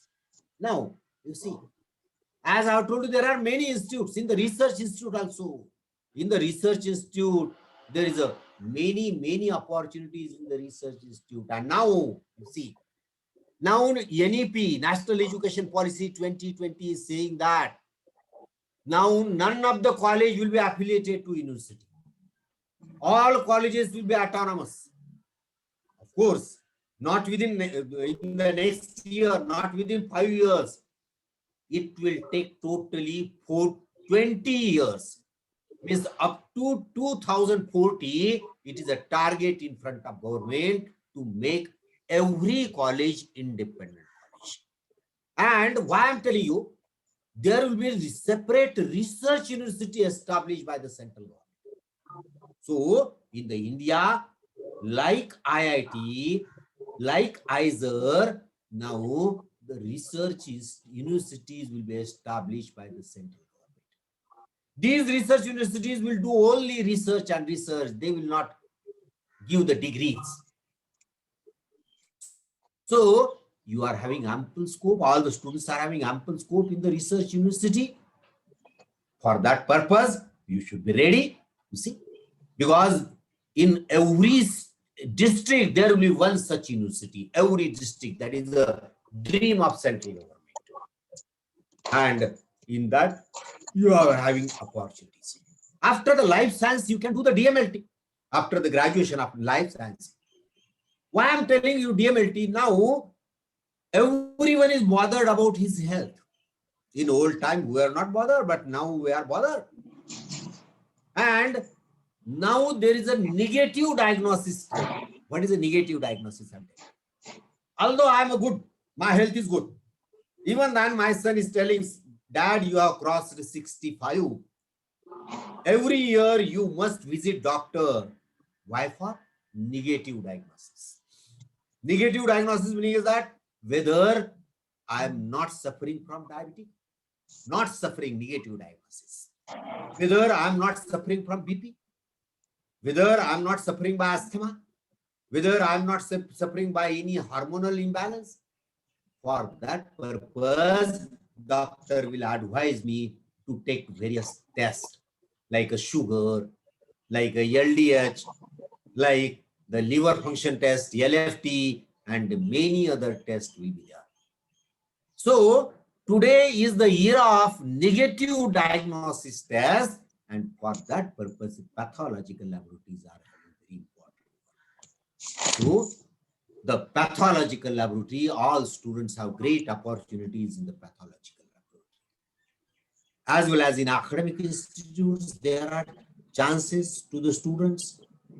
And now there will be separate university for academic, separate for research. Academic universities will give only postgraduate degrees, and academic colleges will give now only undergraduate degrees.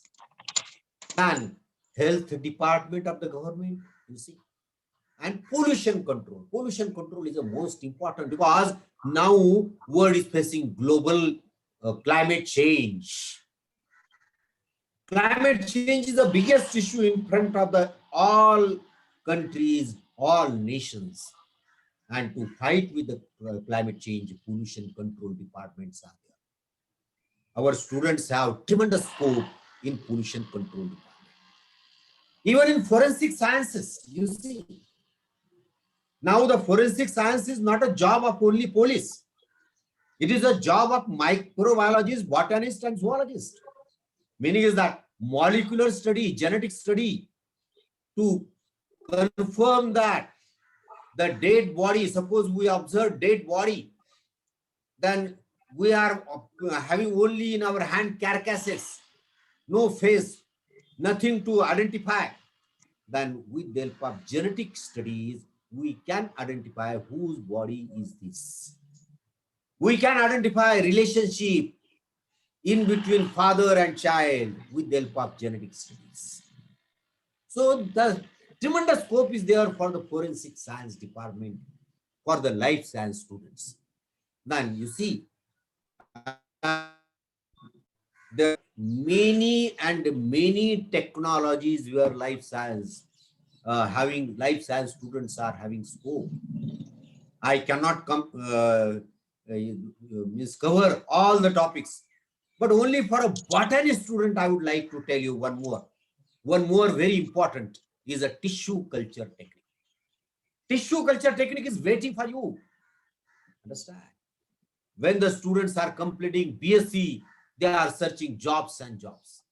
I'm always laughing. Why you are searching jobs? Be an entrepreneur. Central government is giving finance to become a bio-entrepreneur. BIRAC is a special organization of the central government giving finance to any biological product. So why our students are not going to the tissue culture? When I was in Mauritius, they told me, sir, we are having tissue cultures of flowers. I came to India and observed that there is not a single tissue culture industry at that time, before 10 years. Now there are one or two. But there was not a single industry for the floriculture or for many other botanical products. You see, in Jalgaon, Jain is earning crores of rupees only on a tissue culture of banana. If he can earn, why you cannot? There is a tremendous scope to the students of life sciences in tissue culture. You see, I did not to tell you, now the life science is connected with the all other sciences. Now there is no separation. So National Education Policy 2020 has told no bifurcation, no stream, no separation in between arts, commerce, and science. If I am a science student, I can take painting as one of the subjects. I can take drama as one of the subjects. I can take history as one of the subjects and botany as a major. That facility is available now, NEP 2020. Why I'm telling you? I'm coming to the instrumentation, you see. Because bioinstrumentation is a separate topic where we need biology as well as physics. There is a bioengineering. There is a biocement. You go on Google, because I cannot explain you. One of my students did PhD in UK on biocement. So the cement required for sealing the cracks, that cement is also possible biological cement that we call it as a biocement. Biosteel is available. Bio nanotechnology is there. Bio augmentation, biostimulation, bioremediation. I can tell you approximately more than 100 words where bio is a prefix and all technologies are there, they are waiting.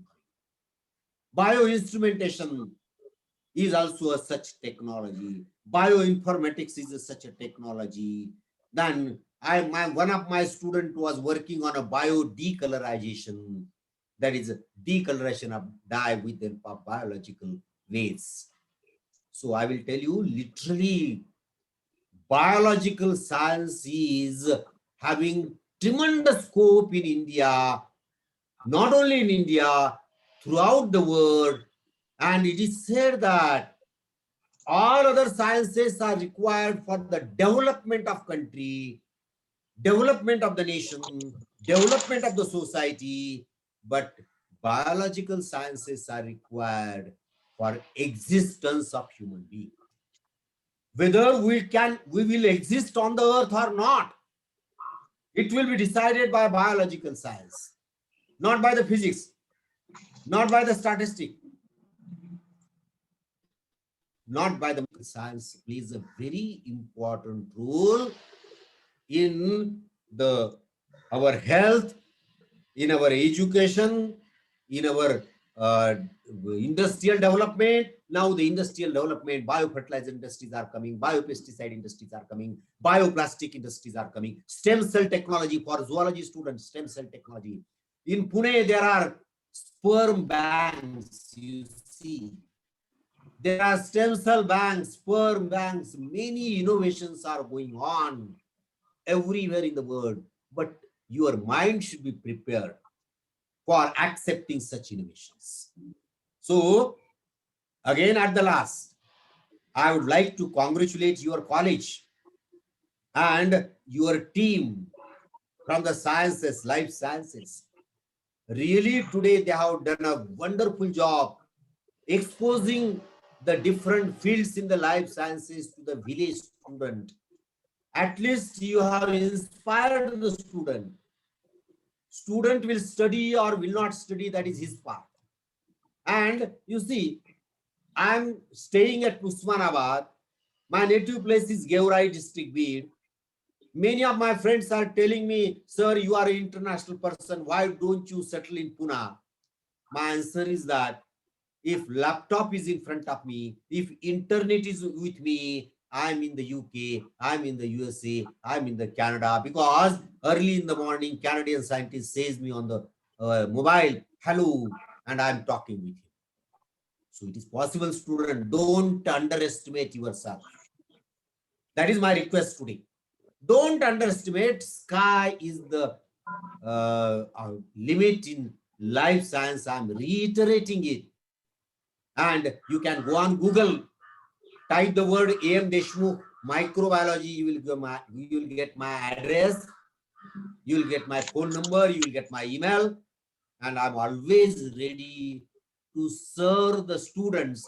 And I believe that Serving the students, meaning is the serving the India, serving the nation. So thank you very much, Kashi sir, really giving an opportunity to me to interact with the students from village area. Thank you. Thank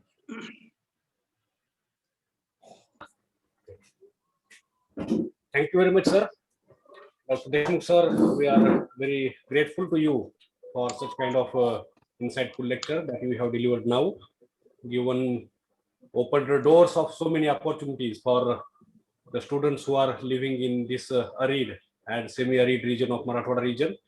So many opportunities are there in the field of biology, but so many teaching faculties as well as the the learners, they are not aware of that. What should we do? What they simply say that I am doing botany at my UG level, or I will do botany in my PG level. But so many ramifications are there, so many branches of, and the new branches are also there. But because of, you can say, ignorance of the teaching faculty and ignorance of the learning faculty also, so many they remain deprived of the opportunities. Such we can say opportunities are available there, but there is no connection, there is no communication between the learners and the teachers and the resource persons that they know the, we can say, the great opportunities that are available in this field. So very much thankful for you for touching upon all these important aspects, and definitely the learners will know the opportunity, because just we have Sant Tukarama says that tuja hai tuja pashi antargat, just like we can say kasturi, that is there, and you have taken it out from the belly of the deer, and its fragrance is now spreading all over in this region. Thank you very much, Deshmukh sir. I would like to invite here Dr. Milind Jadhav sir to conclude this session, a very interesting and insightful session. Dr. Jadhav sir, can you hear me, sir? Yes, am I audible? Yes, sir. Yes, sir. Yes, please, sir. Continue. Okay. Thank you, Dr. Raut, sir. Thank you, sir. And thank you, Professor A.M. Deshmukh, sir, for delivering a very nice lecture on opportunities and opportunities and scopes in life sciences. Dr. Deshmukh, sir, has spoke about which are the different opportunities and available in the field of life sciences, which are the services are available in the life sciences. Deshmukh sir also inspired graduate, postgraduates, and researchers to pursue their career in life sciences, especially in the research field of the life sciences. The lecture was very much informative and inspiring lecture was there. And he also guided about the different opportunities and services available in the fields of life sciences. It is true that status and monetary benefits are available in the field of life sciences also. And also spoke about a multidisciplinary approach of life sciences. And he also highlighted the scope of life sciences and the scope of life sciences available in India as well as abroad. He also spoke about the role of life sciences in nation building. Really, life science and the different branches of life sciences are very fascinating. This area is very fascinating, where so many jobs are available, so many services are available. Only thing is that we have to pursue research, pursue study in this field very sincerely, and hard work is very important in this area. I am very much thankful to the management, principal of the college for providing me opportunity to chair this session. I'm also thankful to Professor Navnath Kashit sir for inviting me to chair this session. Thank you very much. Thank you, Jadhav sir. We are very pleased with you because you are working in a very well-known and renowned institute that is run by Dr. Rafiq Zakaria sir. Really, the place matters where you work, I have personally visited so many times to your college, personally in Kamala Nehru and Maulana Azad College. Thank you very much, sir, for sparing a very pleasurable and valuable time for us with us. Thank you, sir. Thank you, Deshmukh sir, and thank you, Jadhav sir. So, with the permission of Dr. Kashik sir and our principal, we shall start the third session. Third session. It will be equally interesting session. It will the resource person is Dr. Amal Kumar Mondal sir. He is joined here. Good afternoon, sir. Mondal sir. Good afternoon. So we are very fortunate today because we have East Bengal and West Bengal. Really, there is a unification. Yes, yes. Without our willingness, Unity of diversity. the political exigency, the partition is created without being asked to the people whether they really want that kind of participation or not. But that partition is really painful, sir. Yes, yes. We can understand the feeling of the people who are living in both the states. But today, on this dais, we are trying ourselves to unite the two separated regions again. Because in the first session, Farzana Nila ma'am, she hailed from East Bengal, and now you are from the home country, West Bengal. Mondal sir, you are most welcome in this session. And then the next chairman of this function is Dr. Mari sir. He is from Kada. Good afternoon, sir. On the behalf of the convener, principal, and my institute, I welcome both of you. And I request my colleague, Dr. Sarsare sir, to give the introduction of both the eminent persons in their respective field, Dr. Mondal sir and Dr. Mari sir. Over to you, Dr. Sarsare sir. Thank you, Raut sir. I got an opportunity to introduce Dr. Mondal sir and Radmali sir to this conference. So I really thankful to Botany Department, Babu Raji Raskar Mahavidyalaya to introduce such an eminent faculty from the Botany Department or the Botany Field. Here is an today's conference speaker is Dr. Amal Kumar Mondal. He is a professor of botany and coordinator of UGC, DRS, and DPT Boost. He has having 25 years of teaching experience as well as 30 years of research experience. He is having 96 international as well as national research papers. He is an author of advanced plant taxonomy books, as well as he then edited chapters in 36 books. He's got international as well as national 8 awards. He awarded 12 research scholars. 3 theses are submitted under his guidance. 7 research scholars are working under his guidance right now, as well as he has got 6 research projects. He have 65 number of articles published in popular renowned journals, and he's having the 16 different academic bodies memberships. He is the line of 14 different academic bodies. He is a fellow of Linnean Society of London, Indian Association of Angiosperm Taxonomy, as well as the Society for Biology and Environmental Research. He is having the various kind of great achievements for all these things. He's about 50 days of yielding plants has been detected, identified, and isolated dye in characterized from Southwest Bengal. About 30 hemiparasitic stacks have been detected, identified, and arbitrary and mapped gen data submitted to NCPI from Southwest Bengal. About 15 fiber yielding plants have been detected, identified, and isolated, dye and characterized from Southwest Bengal and arbitral and we have 8K Genta data submitted to NCBI. About 10 natural soil binding plants has been detected, identified and isolated and characterized from Southwest Bengal and RDCL and MAT Gen data submitted to NCBI.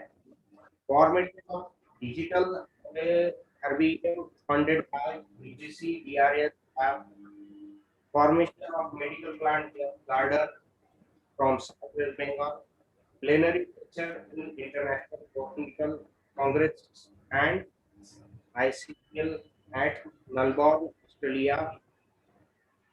So this is so much achievement about Amal Kumar Mondal. For today's session, the chairperson is Vasant Patil Marisar. Vasant Pandit Marisar. He is a principal from J. Watmullah College near Ulhasnagar, which is in Mumbai, which is affiliated to Mumbai University, Mumbai. He is having the 27 years of teaching experience as well as 4 years of experience of administration as a principal.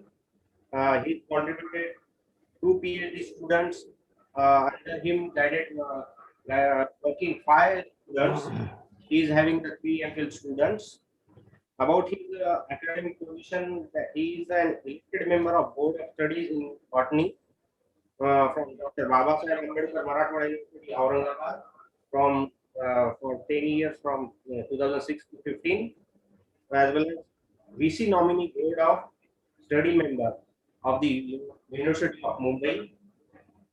He visited to so many countries like Sri Lanka, Thailand, UAE, Dubai, Malaysia, Singapore, Nepal, Bhutan, Bali, Indonesia, France, Belgium, Netherlands, Germany, Switzerland, so many. It is about 9 research project completed. 1 research project is going on. He is a professional member of life various society and research journals. He had 1 research published in reputed national and international journal, that 28 international and 15 national. He delivered 20 national as well as international lectures in conferences. Organizing secretary of national seminar, convener of international conference, organizing secretary of international conference, joint organizing secretary of various international conference. He awarded various kind of awards, which is 7 awards. Sumitra Prakashan, Shikhan Kumar Puraskar, Best Teacher Award, Fellowship of ISSP Mumbai, and so many. He has written 3 books. So all these things are about Professor Dr. Mai sir. So let us handle this session to Dr. Mai sir. Thank you, sir.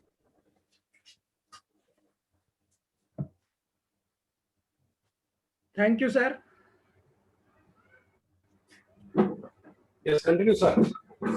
Mali sir, first of all, I would like to congratulate you because just I have read here that you have become principal of the college, because I think that already you are working in our district. Yes. You were Before serving last 4 in years. Kannada College. Yeah, before last 5 years. Yes, I have heard about you, Dr. Kasid sir, Dr. Hirve sir. He also knows about you. Thank you, sir. Thank you, sir.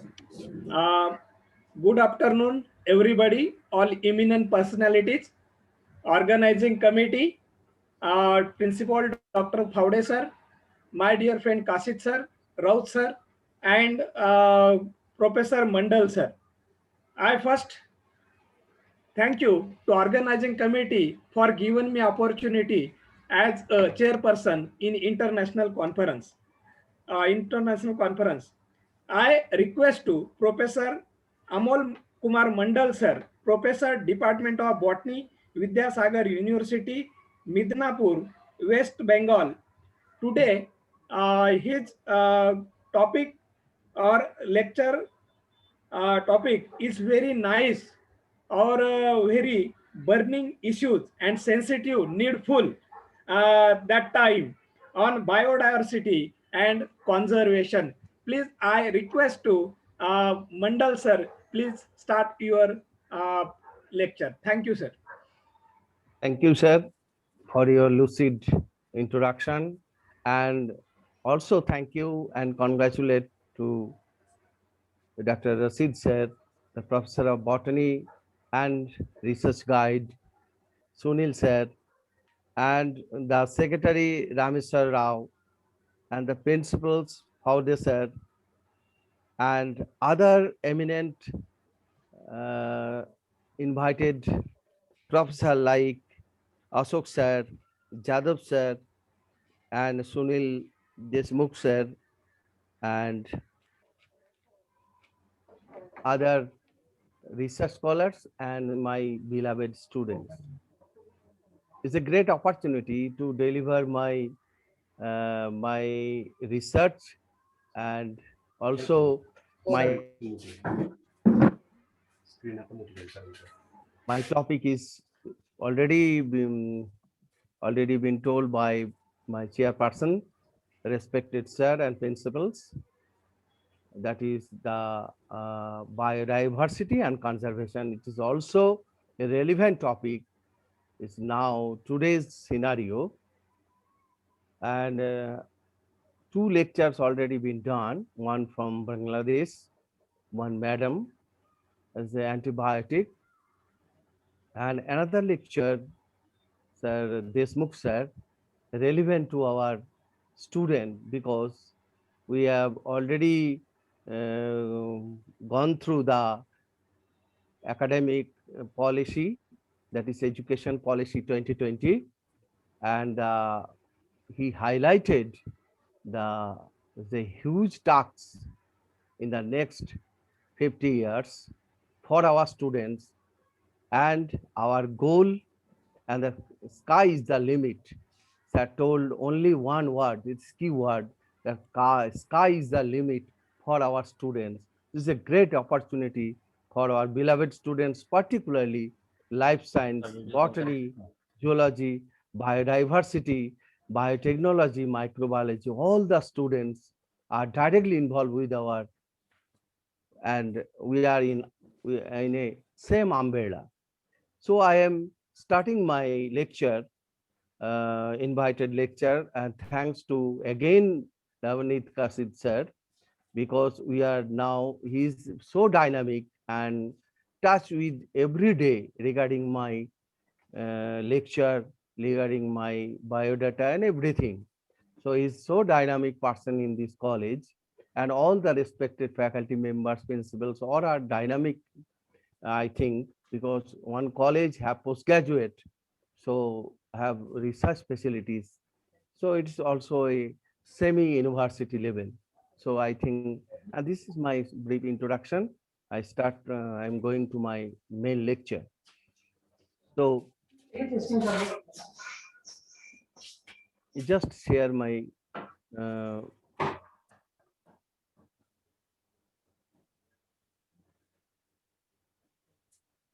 just a minute. So I am audible now, sir? Yes, sir. And the slide is visible or not? Yes, visible. Thank you, thank you. Yes, sir. And the interesting, this is actually the International E-Conference, and the title is also interesting. That is emerging scenario in life sciences, and in association with organization by Microbiology Society India. And my topic is biodiversity conservation, and so we first of all we are know very well regarding the biodiversity, and I do not know, the all are hiding my slides. So just a minute. So since life originated on Earth nearly, we know that 3.8 billion years ago, there had been enormous diversification of life forms on Earth. And previous, before my introduction started, one professor uh, talked about the political political dividation Bangladesh and India. But in the botanical angle also, we have great continental drift, and we have shifted in different countries like Australia, New Zealand, and in India, and all the marsupial shifted to these countries, not in India. So on the marsupial point of view, all the marsupial animals are in the Africa, Australia, New Zealand, not in India. So due to the continental drift, it is a great devastation. So biodiversity refers to the sum total of diversity that exists all levels of biological organisms. More than 1.5 million species have been recorded in the world, but there might still be nearly 6 million species on the earth waiting to be discovered, named, properly identified, both morphologically and molecular data level. Interesting point is that of the named species, less than 70% are animals, of which 60% are insect.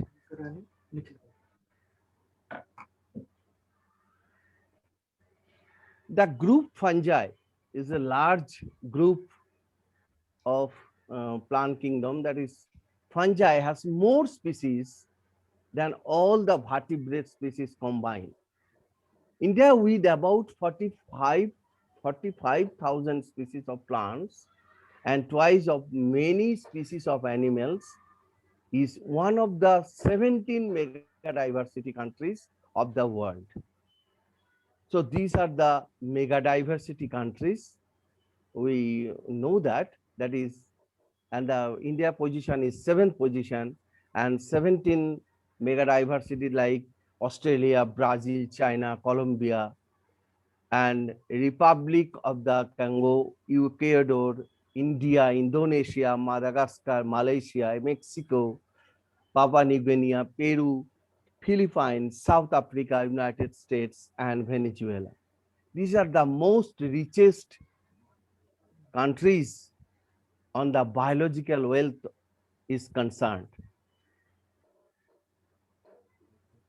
Species diversity on Earth is not uniformly distributed, but shows interesting patterns. It is generally highest in the tropics and, and decline towards the poles. Important explanation for species richness of the topics are, there are 3 points. Topics have more evolutionary time. They provide a relatively constant environmental changes. They received more solar energy, which contribute greater productivity. What is actually the biodiversity and who proposed actually the term biodiversity? Walter and Rosen first coined the term biodiversity in 1985, when we are in the just past in our 10th standard. The totality of gene species in a particular area, we can say it is a biodiversity. There are several definitions in internet, in books, textbook, reference books, but my choice is totality of gene species in a particular area, because we know that gene is only responsible for all the diversity levels. And we know that, and this biodiversity have 3 levels. One is species level diversity, number 2 genetic level diversity, and number 3 ecosystem or habitat level diversity. First, that is species level diversity.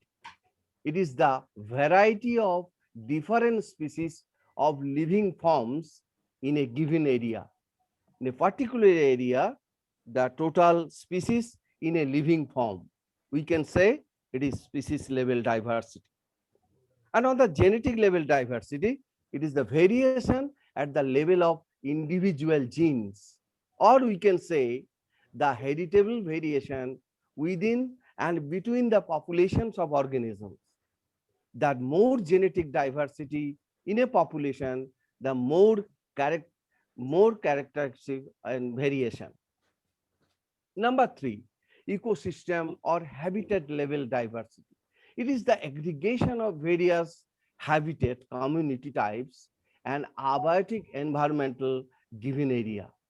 The ecosystem is the structural and functional unit of any of biosphere. Without ecosystem is a unique position, we cannot consider biodiversity is a typical biodiversity.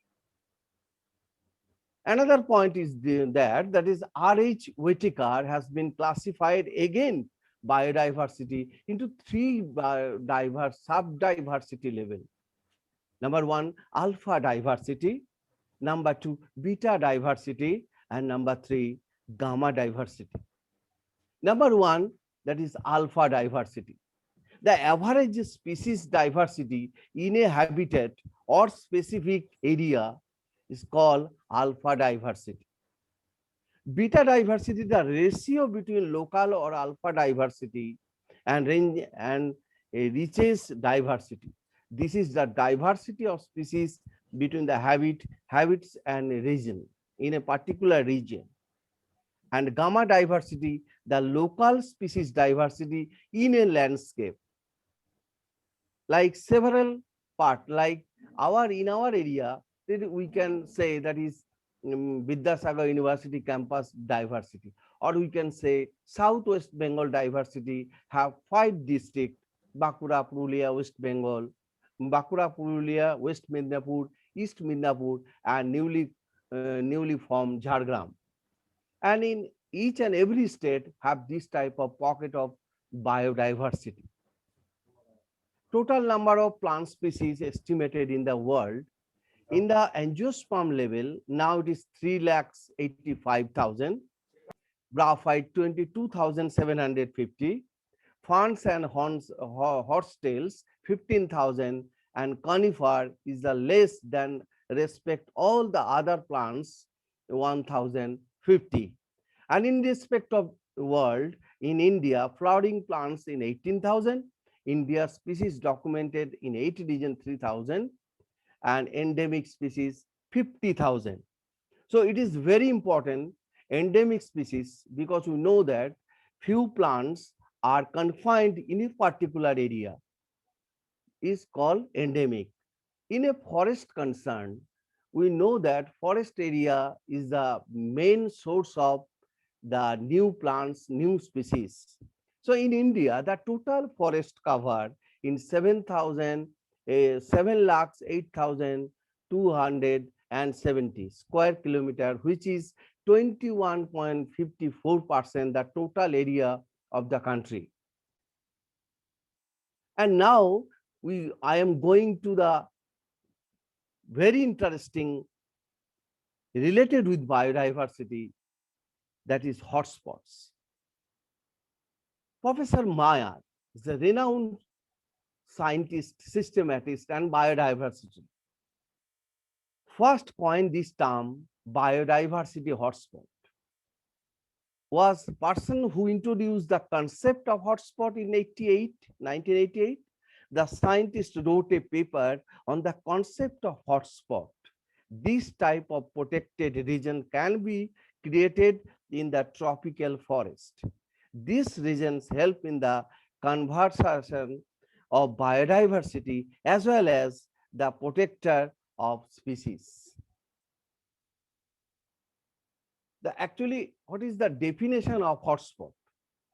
We know that the hotspot are the areas with higher concentration of endemic species and which usually experience rapid rate, that is 0% habitat modification and loss. These are the hotspot areas in the world. In the world, the first detected by Professor Meyer with the collaboration of International Union for Conservation of Nature and Natural Resources, that is IUCN, highest reputed institute regarding biodiversity conservation, the first detected hotspot 18 in the world. Again, detected 25 hotspot in the world, and finally the third detected hotspot, that is 34 in the world. So till now in the world 34 hotspot. In respect of world, our India have great diversity, not only in population, also in the vegetational point of view, plant diversity and animal diversity point of view. So we are lucky enough and God gifted country, we know that, and have enormous diversity with our hand. These are the 34 hotspots throughout the world, and in India we are lucky enough, that is 4 hotspots. First one is Himalayas. Himalaya is home to world highest mountain, including Mount Everest.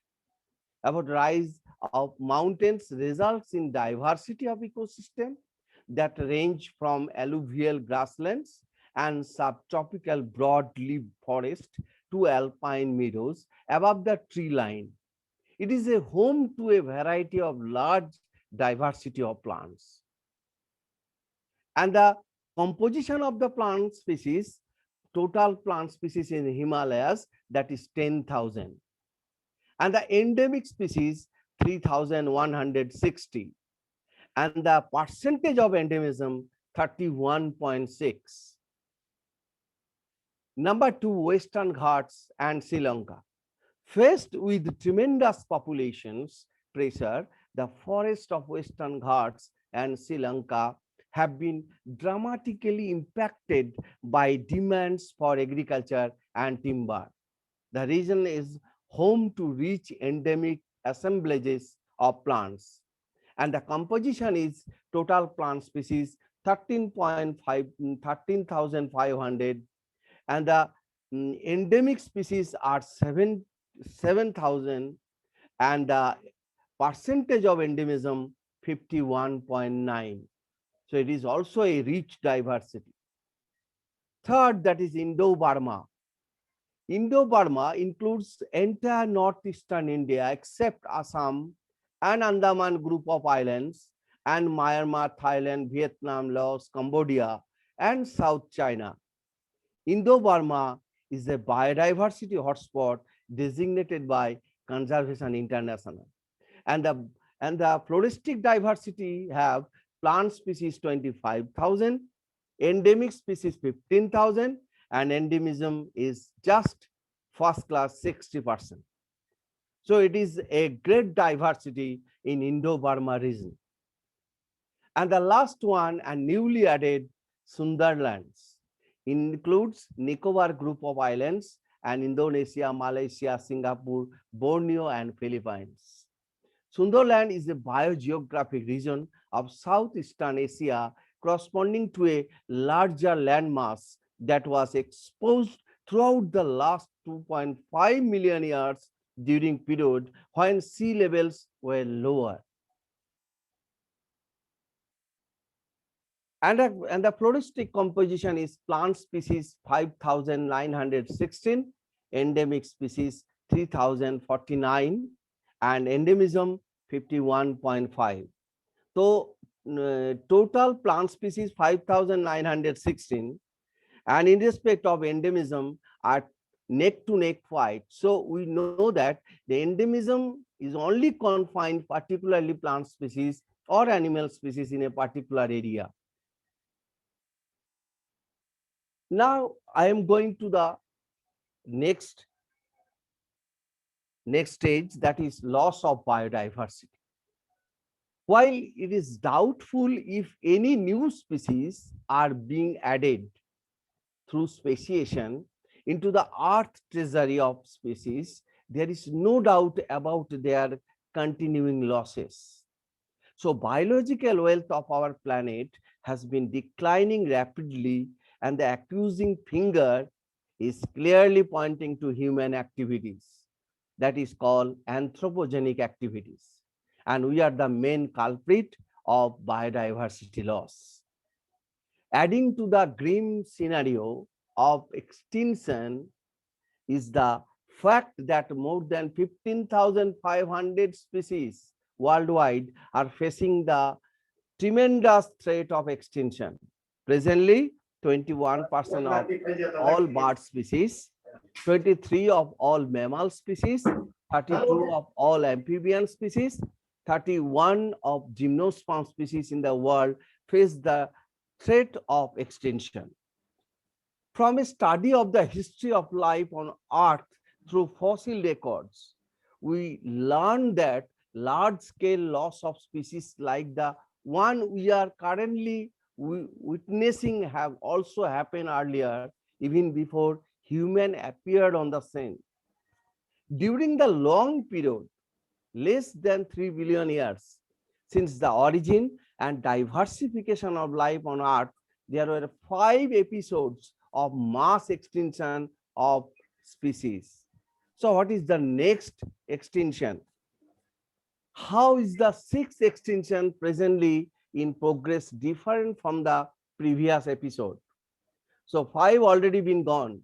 Now we are facing 6th extinction process. The differences is in the rates. Number 1, the current species extinction rates are estimated to be 100 to 1,000 times faster than in the pre-human times, and our activities are responsible for the faster rates. Ecologists, taxonomists, systematists, and evolutionary biologists warn that if the present trends continue, nearly half of all the species on Earth might be wiped out within the next 100 years. In general, loss of biodiversity is a reason may lead to, number 1, decline in plant production, number 2, lowered resistance to environmental perturbations such as drought, and number 3, increased variability in certain ecosystem process such as plant productivity, number 2, water use, and number 3, pest and disease cycles. Causes of biodiversity losses. The accelerated rates of species extinction that the world is facing now are largely due to human activities. There are 4 major causes. The evil quadrant is the sobriquet used to describe them. Number 1, habitat loss or fragmentation. Number 2, overexploitation. Number 3, alien species invasions. And finally, co-extinctions. The first one is the habitat loss and fragmentation. This is the most important cause driving animals and plants to extinction. Number 2, the most dramatic example of habitat loss come from tropical rainforest, which is covering more than 40% of Earth's land surface. These rainforests now cover no more than 6%.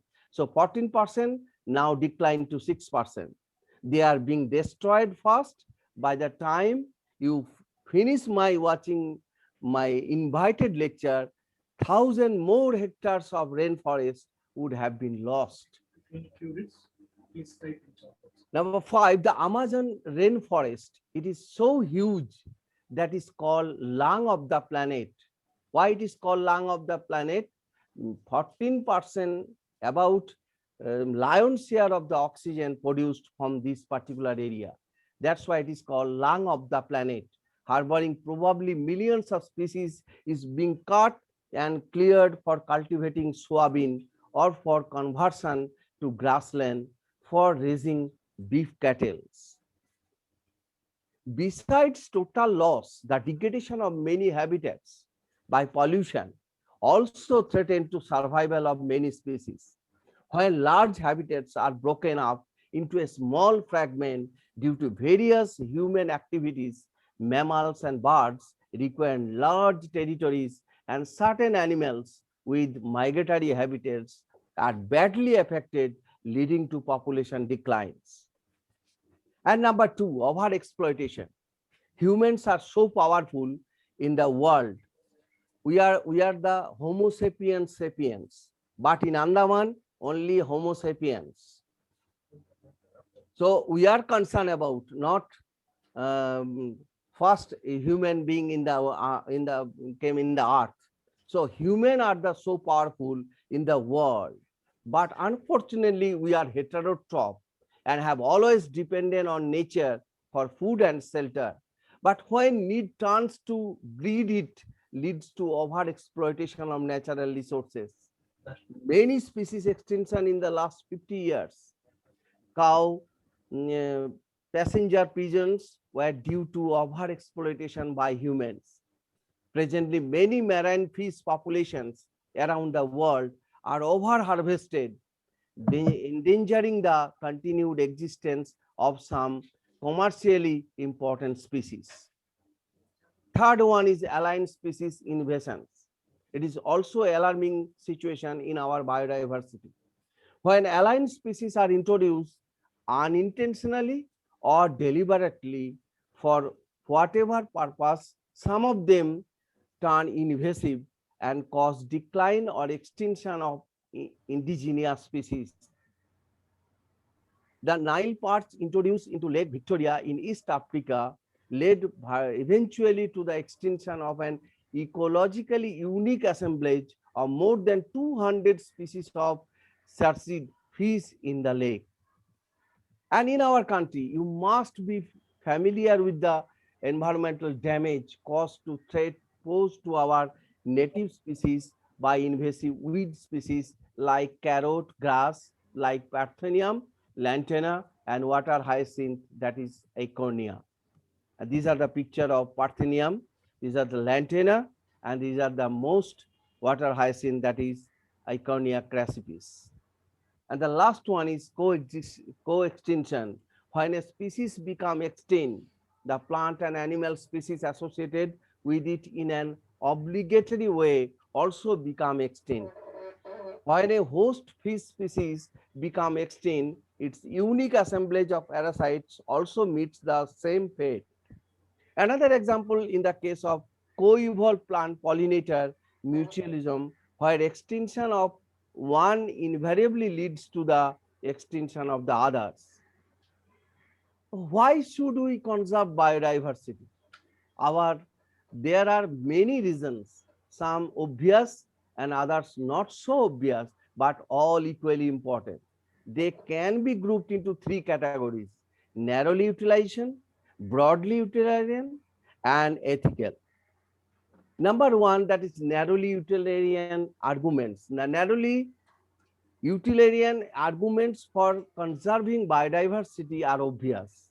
Humans deserve countless direct economic benefits from nature: food, cereal, pulses, fruits, firewood, fiber, construction material, industrial product, tannins, lubricants, dyes, resins, perfumes, and products of medicinal importance. More than 20% of the drug currently sold in the market worldwide for derived from plants, and 25,000 species of plant contribute to the traditional medicines used by native peoples around the world.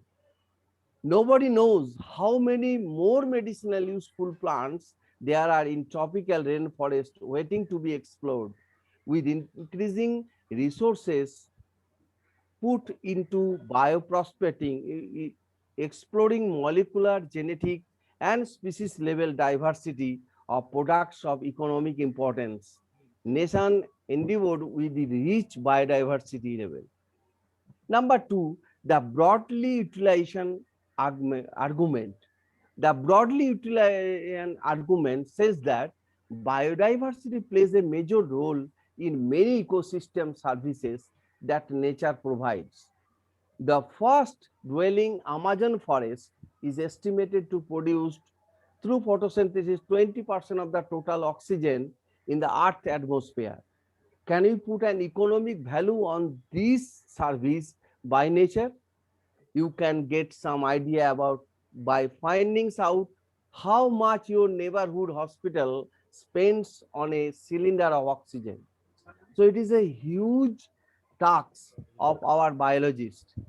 Pollination, without which plants cannot give us fruits or seeds, is another service ecosystem provides through pollinators layer, bees, bumblebees, birds and bats. What will be the cost of accomplishing pollination without help from natural pollinators? There are other intangible benefits that we derived from nature, the aesthetic pleasure of working and other aspects. The ethical arguments of conserving biodiversity correlate that we owe to millions of plants, animals, and micro species with whom we share this planet. Philosophically or spiritually, we need to realize that every species has an intrinsic value, even if it may not be of current or any economic value to us. We have a moral duty to care for their well-being and pass on our biological legacy is good order to future generation. How do we conserve biodiversity? We know that two methods, one is in situ and another is ex situ. When we conserve and protect the whole ecosystem, its biodiversity at all levels is protected. We save the entire forest to save the tiger. This approach is called in situ or on-site conservation. However, when there are situations where an animal or plant is endangered or threatened, organism facing a very risk or extinction in the wild in the near future and needs urgent measure to save it from extinction, that is called ex situ by off-site conservation.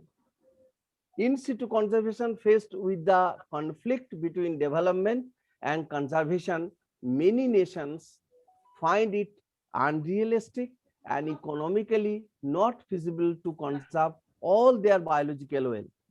Invariably, the number of species waiting to be saved from extinction far exceeds the conservation resources available. On a global basis, this problem has been addressed by eminent conservationists. They identified for maximum protection certain biodiversity hotspot. I have already told that is 34 hotspots in the world and four hotspots are in India and neighboring countries, regions with very high levels of species richness and a high degree of endemism. I have already told and discussed that the initially 18, after that 25, and finally 34 hotspots are reached. These hotspots are also regions of accelerated habitat loss.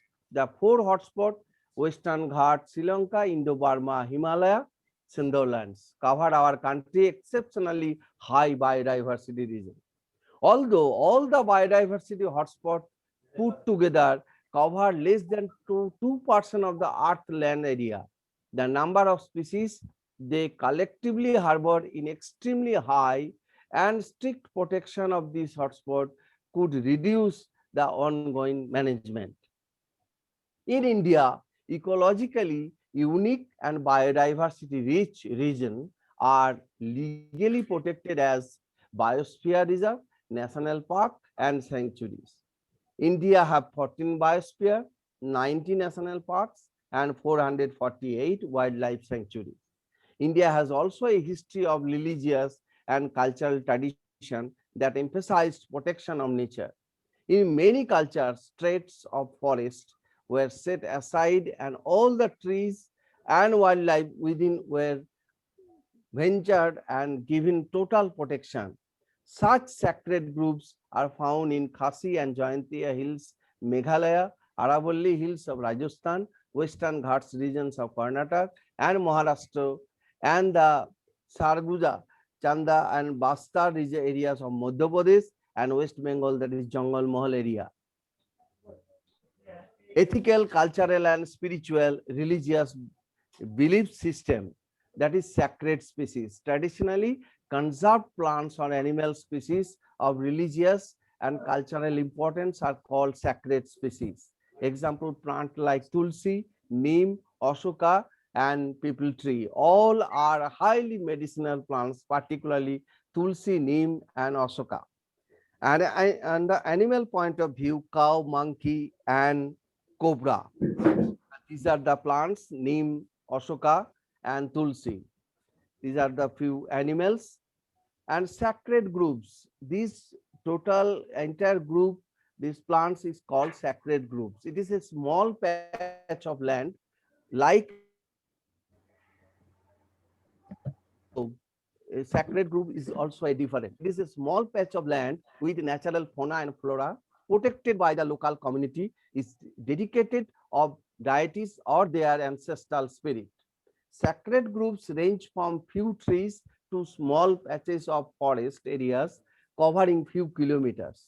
There are about 17,000 known sacred groups in India. Sacred groups are storehouse of many rare and endemic species. These are the sacred species, and the few sacred lands in India also. It is a large heterogeneous area that contains a variety of natural and traditionally managed ecosystem. As for example, the river Ganga is considered as holy river. The strength of Ganga between Haridwar and Rishikesh is conserved as mutual where fishing is banned. In Karnataka, important sacred landscape include Kudrachir Hills in Western Ghats and Kullar Bear Hills around the temple and Bhavagudi Hills also in Karnataka. So this is the Machel devotes feeding the sacred fish at Machel Hill and the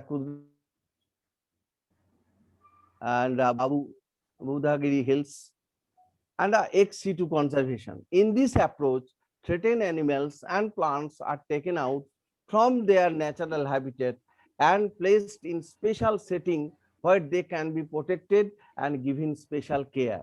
Zoological park, botanical gardens, we are responsible for botanical garden and wildlife safari parks serve these purposes. There are many animals that have become extinct in the wild but continue to be maintained in zoological park. In recent years, ex situ conservation have advanced beyond keeping threatened species in endeavor. Now gametes of threatened species can be preserved in viable and fertile condition for long period using cryopreservation techniques. Egg can be fertilized in vitro and plants can be propagated using tissue culture methods. Professor Deshmukh already been told regarding tissue culture techniques, and tissue culture is a emerging subject for our conservation point of view for endangered and threatened plants. So seeds of different genetic strains of commercially important plants can be kept for long period in seed banks.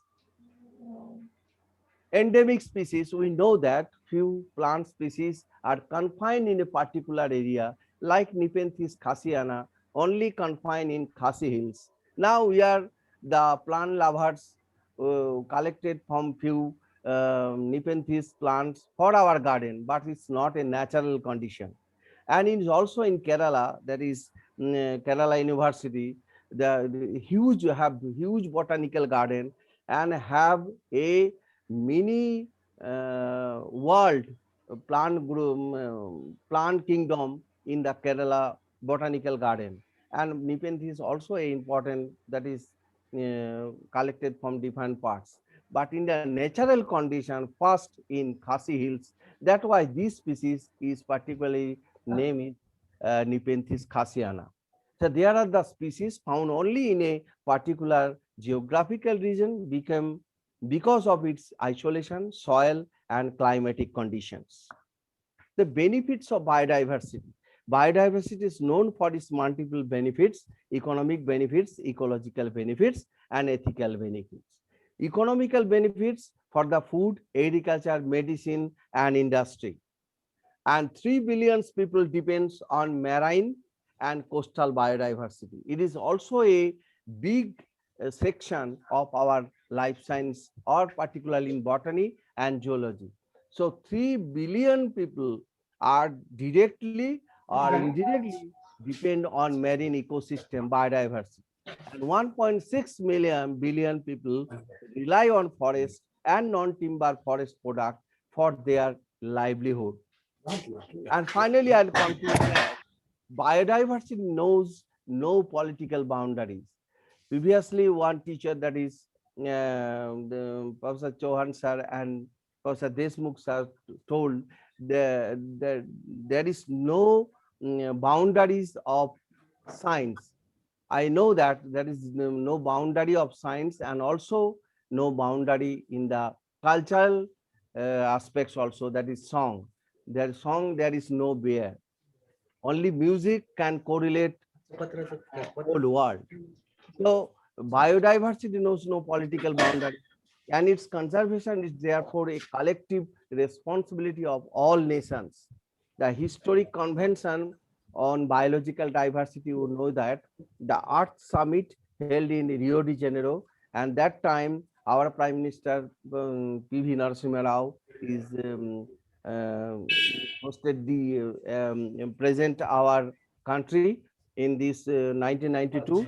Call upon, I am the MSc student that time, call upon all nations to take opportunate measures for conservation of biodiversity and sustainable utilization of its benefits.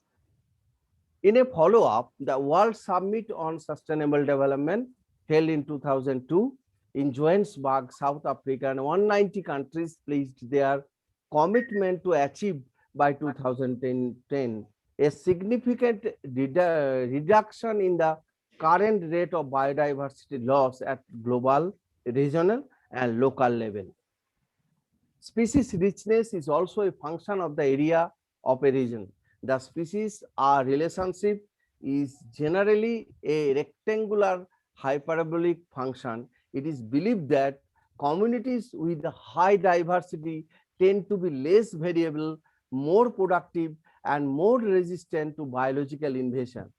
Earth fossil history reveals incidents of mass extinction in the past, but the present rates of extinction, largely attributed to human activities, are 100 to 1,000 times higher.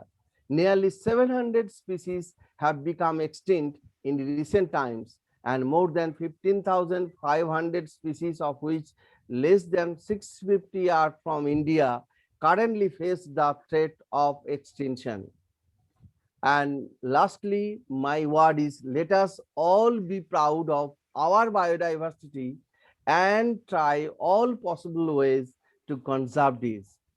And again, I acknowledge Professor Secretary, Mr. Rameshwar Rao, and Principal Sir, Faule Sir, and Professor Kasid Sir, that is the Professor of Botany. Thanks to all. This is my brief and overall presentation regarding biodiversity and conservation, particularly students, research scholars related with my research. Thank you. Thank you, sir. Thank you very much for giving such an insightful lecture on the current need. This is the need of the hour. We always say that environment and ecosystem should be preserved, but at the same time, the policies of the government and conservative thinking of the people has coined a new word, ecocide. Just like we have homicide, we have suicide. The new word is here, ecocide means we are just destroying the environment, and we are destroying all the ecosystem that is around us. You have touched upon very important points, how to conserve the biodiversity of India. Nature has given us so many things. He has provided us a treasure, but unfortunately we are not appropriating or we are not utilizing it properly. Yes, sir. Everything is for our need, as I Gandhi agree said. with you, sir. Yeah, everything is nature has given us to provide or to fulfill our basic needs. But Yes. if we are greedy, even God cannot help us. So our conscious thinking, the research work, and the enlightenment of people will definitely help us to solve, because we don't have another Mother Earth, only one Mother Earth is there, and it is our prime duty to conserve, to save, because with saving the environment, we can save ourselves and prolong the period of human existence on this. Because we always speak about the eternal existence, but unless we preserve this environment and the ecosystem, this will not be come true. Thank you very much, Mondal sir. I would like to, I'm very personally very thankful to you, because you have given very precious time to us and make this conference a big success also. Thank you very much, sir. And as I said, that we are very fortunate because we have united the Western Bengal and the Eastern Bengal. This is the confluence where the mighty river Ganga flows. And yes, Yes, sir. we have taken the benefit of that. Thank you very much, Nila ma'am. Thank you very much, Mondal sir. We are all, after all, we are brothers. We have historical ties, and we were the part of the great and this mighty country, India. I would like to invite Dr. Mari sir. At present, he is working as a principal of the well-known college in Mumbai. To conclude your speech, Dr. Mari sir. Okay, sir. Thank you, sir. I am audible. Yes, Yes, sir. Yes, sir. yes. Okay, thank you, sir. Amal Kumar Mondal, sir. We will try to conserve the biodiversity Yes, sir. We are all concerned about it. on our best of my level. Yes, sir. Yes. Sir, you delivered very nice, excellent, wonderful, informative, and valuable information in your lecture. Thank you, sir. How many number of species have been recorded, and how many number of species are not recorded on the earth. Then shown comparative vegetation map richest in biodiversity. Then what is biodiversity, level of biodiversity, sub level of biodiversity, total number of planet species estimated in the world and also in India. You are also covered the forest area in India, given recent information and wise information. Then also hotspot of biodiversity in world. And also you are covered very nice composition, number of plant species.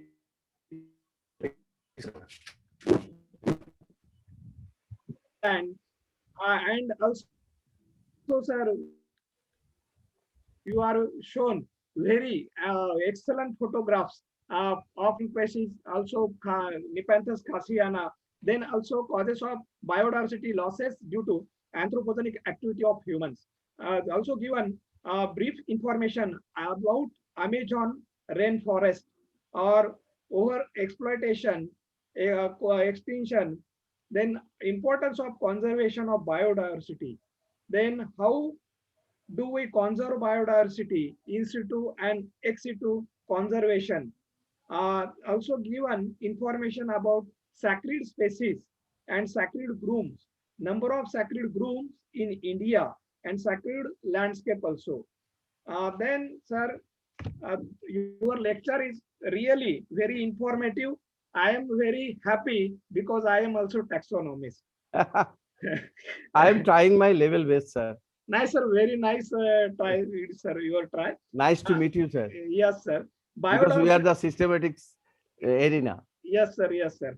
Biodiversity conservation, the specific protecting and preserving the wealth and variety of species, habitat, ecosystem, genetic diversity on the planet is important for our health and wealth. Food, fuel, services, we depend on the forest. It plays an integral role in supporting many sectors of development. Then food security, development upon natural resources that form the basis of food production, biodiversity conservation, protect plant, animals, microbials and genetic resources for food production, agriculture, and ecosystem functions, such as fertilizing the soil, recycling nutrients, regulating pests and diseases, controlling erosion, and pollinating crops, trees. Biodiversity conservation is vital for economic growth and poverty reduction. A majority of the world poor live in a rural area and they are totally depend on the forest, water, wetlands, fields, and pasture of their livelihood. Biodiversity conservation help address the effect of climate change. Conserving habitats can reduce the amount of carbon dioxide released into the atmosphere. Conserving mangroves and other coastal ecosystem can lessen disastrous impact of climate change, such as flooding and storms. Sir, so your topic is very nice and you are also given very nice information. Very thank you, sir. Very thank you. Thank you, sir. Thank you. Thank you, I'm sir. grateful, sir. Thank you, both of you, Mondal sir and Mari sir, for giving your precious time to us and sharing your views and innovative ideas to us and all the participants also who have joined. I think 136 participants from India and abroad. They are watching us, and definitely if they get the right message, definitely the tomorrow's picture it will be bright. Thank you very much, Mondal sir. Thank you very Thank you, much. sir. Mari Thank you, for sir. giving your Thank you, sir. I'm Thank grateful, you. sir. Okay, sir. Thank you. Yes, we will remember all the time and we will Yes, think sir. on Yes. it. Yes, sir. Yes. In future also, sir. Yes, sir. Most welcome, sir. Thank you. Yes. I would like to Dr. Suvarnakar, sir. Are you? Yeah. We shall start the fourth session now. My colleague, Dr. Suvarnakar, sir, is there. Suvarnakar, sir, are you audible, sir? Yes, sir, I'm audible. Yes, sir. So we shall start the fourth session now. It is the invited guest is here, Dr. Dahikar, sir, Samadhan Dahikar, sir. He's a principal at Sanjeevani Arts College, Arts, Commerce and Science College at Kopargaon. It's a renowned college in part of Savitribai Phule University, Pune. The topic is health benefits of spirulina, if I'm correct, my pronunciation, a future food. And the chairman of this function is Dr. He is also here, Dr. Nikhil B. Gaikwad, sir. He is professor from Department of Botany, Shivaji University, Kolhapur, Maharashtra, India. So both the eminent scholars and the persons we have the thorough knowledge of their particular topics that are given to them and their discipline, they are here available. I would like to request Dr. Suvarnakar, sir, my colleague, to give the introduction of both the invited honorable guests. Dr. Suvarnakar, sir. Thank you, sir. Is I audible, sir? Yes. Yeah. Thank you. I'm very much thankful to organizing committee who has given me an opportunity to introduce both the eminent speakers here, the resource person and chairman of the last session. First of all, I will introduce the resource person of this international conference, Dr. Samadhan B. Dahikar, sir. Dr. S.B. Dahikar, sir, is MSc PhD in the subject of microbiology and currently working as a principal and associate professor at Sanjeevani Arts, Commerce and Science College, Kopargaon, District Ahmednagar. He has 14 years of teaching experience. His area of research is Ayurvedic herbal medicine and bacterial infection, biomaterials and nanotechnology and probiotics bacteria. His contribution to the field of research has been vast. He has nearly 34 publications in good renowned international and national journals. He has presented his research work in various national and international conferences at Germany, Netherlands, Switzerland, France, Belgium, Spain, and Italy. He has honored as an early career scientist award by the 6th Congress of European Microbiologists, that is FEMS 2015. Maastricht, the Netherlands, has also honored by Young Scientist Award conferred at Hotel Flora Creek, Dubai, UAE, organized by Bellamy presents Golden Global Health and Education International Conference and Award 2019 held on 16th November 2019 at Hotel Flora Creek, Dubai, UAE. He is a life member of Biotech Research Society of India, BRSI, Association of Microbiologists of India, Microbiologist Society of India, Society for Applied Microbiology, LABS, 19 High Holborn, London, United Kingdom. He is research guide for doctoral study. He is executive editor of International Journal of Microbiology Research, advisory board member of International Journal of Microbiology Research, uh, assistant editor of International Journal of Biology Research, and editorial board member of Global Journal of Microbiology and Biotechnology. Sir has conducted workshops, seminars, and conferences on life sciences and delivers talk on many topics in Ayurvedic microbiology. So this is a introduction about the resource person, and the chairman of this session is Dr. N.B. Gaikwad, sir. Sir is a professor at Department of Botany. Also, sir is a member of Management Council, and sir is working in Shivaji University, Kolhapur. Wow. So, sir has near about 22 research experience and 19 years of PG teaching experience. Dr. N.B. Gaikwad sir has awarded 6 research students, and currently 4 research students are working with him. Also, one MPhil student has awarded his degree. Sir has completed the 5 major research projects and 2 minor research projects as a principal investigator, and the worth of these projects is near about 2.6 crore. Presently, there are 2 major research projects are ongoing as a principal investigator by the funding agencies DAE, BRNS, and DST SERB. Sir has published 54 research papers in national and international journals. Also, there are 77 paper and poster presented in national and international conferences. Sir has published a new species, that is Crotolaria srirangiana, that is Fabaceae, a new rattlepod from the western Ghats of India. Sir has abroad visited at Vienna for International Symposium on Plant Mutation Breeding and Biotechnology organized by FAO from 27 to 31 August 2018. Sir is holding many responsibilities, like he has elected as a Senate member from PG Teachers constituency of Shivaji University, Kolhapur from 2017. Sir has elected as a member of council on Shivaji University, Kolhapur from February 2018. Also, sir is working as a member of Grievance Committee of Shivaji University, Kolhapur from February 2018. And also, sir is working as a sectional member in Botanical Section of India Science Congress from Western India region from 2020 to 2021. So this is overall about the introduction of resource person and chairman of this last session.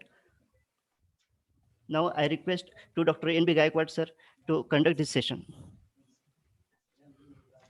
Good afternoon to all. Am I audible? Am I audible? Yes, sir, you are audible. Good afternoon to all. So I welcome Dr. Samadhan Dahikar sir for this particular last session. And without taking much time, I request him to start his lecture on health benefits of spirulina, a future food.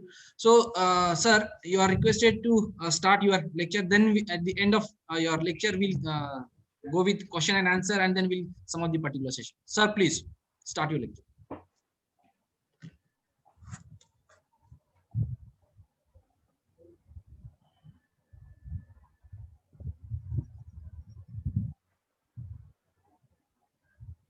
Dahikar sir.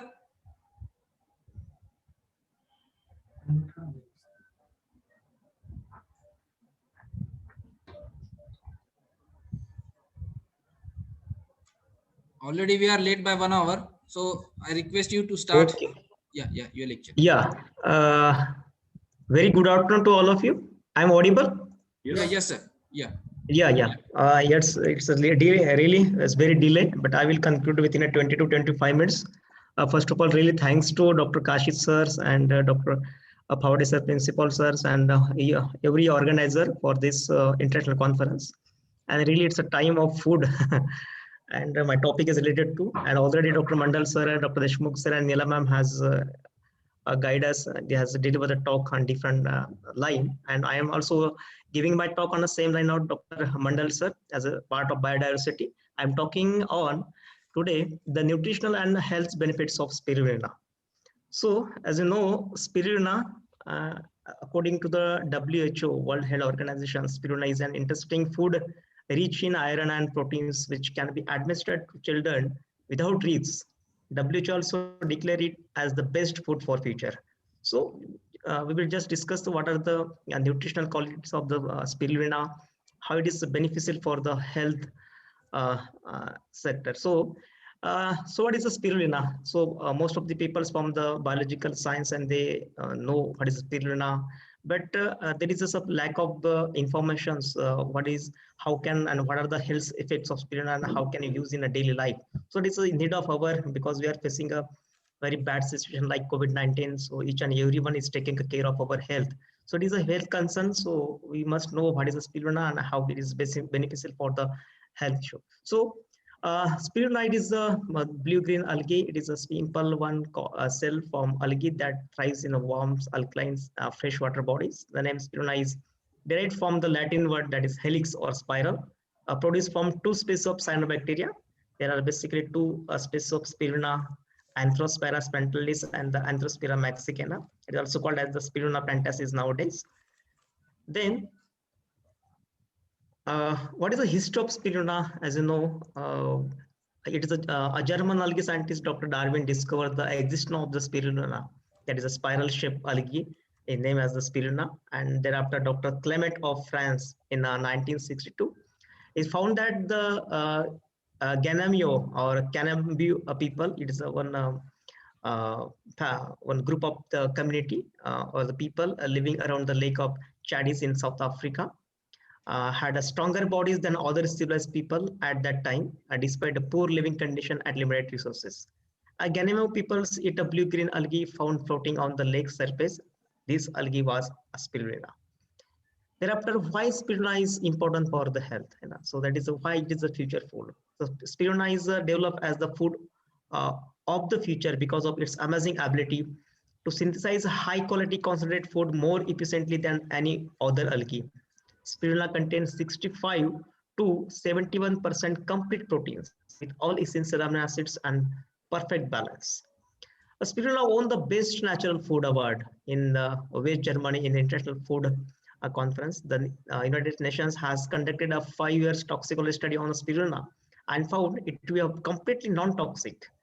A National Aeronautics Space Administration, that is NASA, a scientist from USA tested and found that 1 kg of spirulina is nutritionally equal to the 1000 kg of the assorted vegetables and fruits. That's the importance of the nutritional importance of the spirulina. Then, if you see what are the active ingredients in the spirulina, so these are the numbers of active ingredients like vitamins, that is B1, B2, B3, B6, B12, E, KH, and other vitamins are also present. Natural pigments like phytoxanthine, and chlorophylls, xanthophyls, beta-carotenes is present. Then protein, essential amino acid, it is a 60 to 75% is there. Then the minerals and trace element present, it's about 8%. Then fats are present, it's 5 to 8%. Then carbohydrate is rich, also it's 15%. The nutritional value of the spirulina. Spirulina is a highly digestive food containing 60 to 70 to 75% proteins without cholesterol and provide all the essential amino acids, which is rarity among the plant foods. World highest beta-carotene foods, that is 10 times more concentrated than carrots. It reduces the long-term health risk and support the body's defense.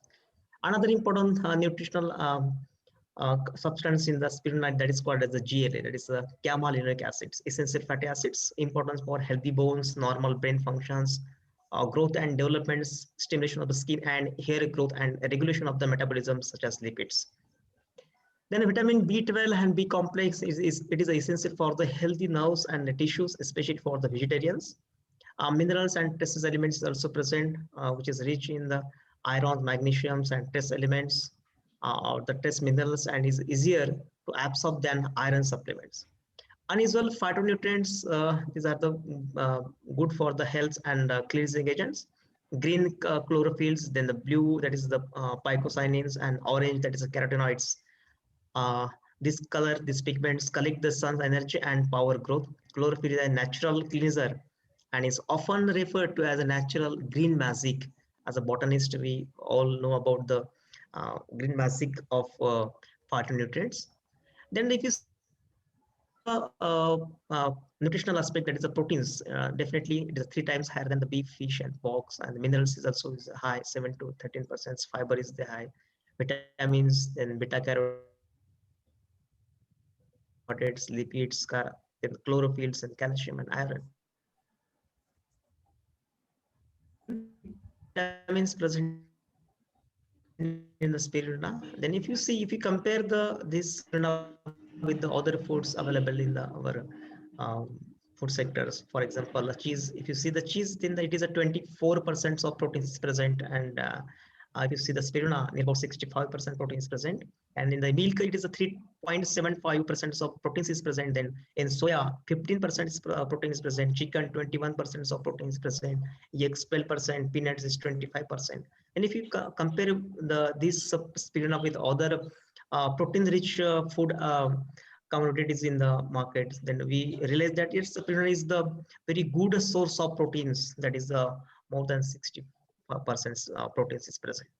Then if you compare the presence of beta carotene, beta carotene is probably present in the carrot, but if you compare it with the spirulina, 12 milligrams of the beta carotene is present in a 6 gram of spirulina. But if you want to 12 mg of spirulina, then you have to take a 5 kg of green peas, you have to take a 3 kg of tomatoes, you have to take a 5.6 kg of the chickens, you have to take a cabbage 37 kg, then you have to take a 164 of carrots, and you have to take from apple, then you need to take a 110 kg of the apples. So yes, definitely the beta carotenes is rich in the spirulina.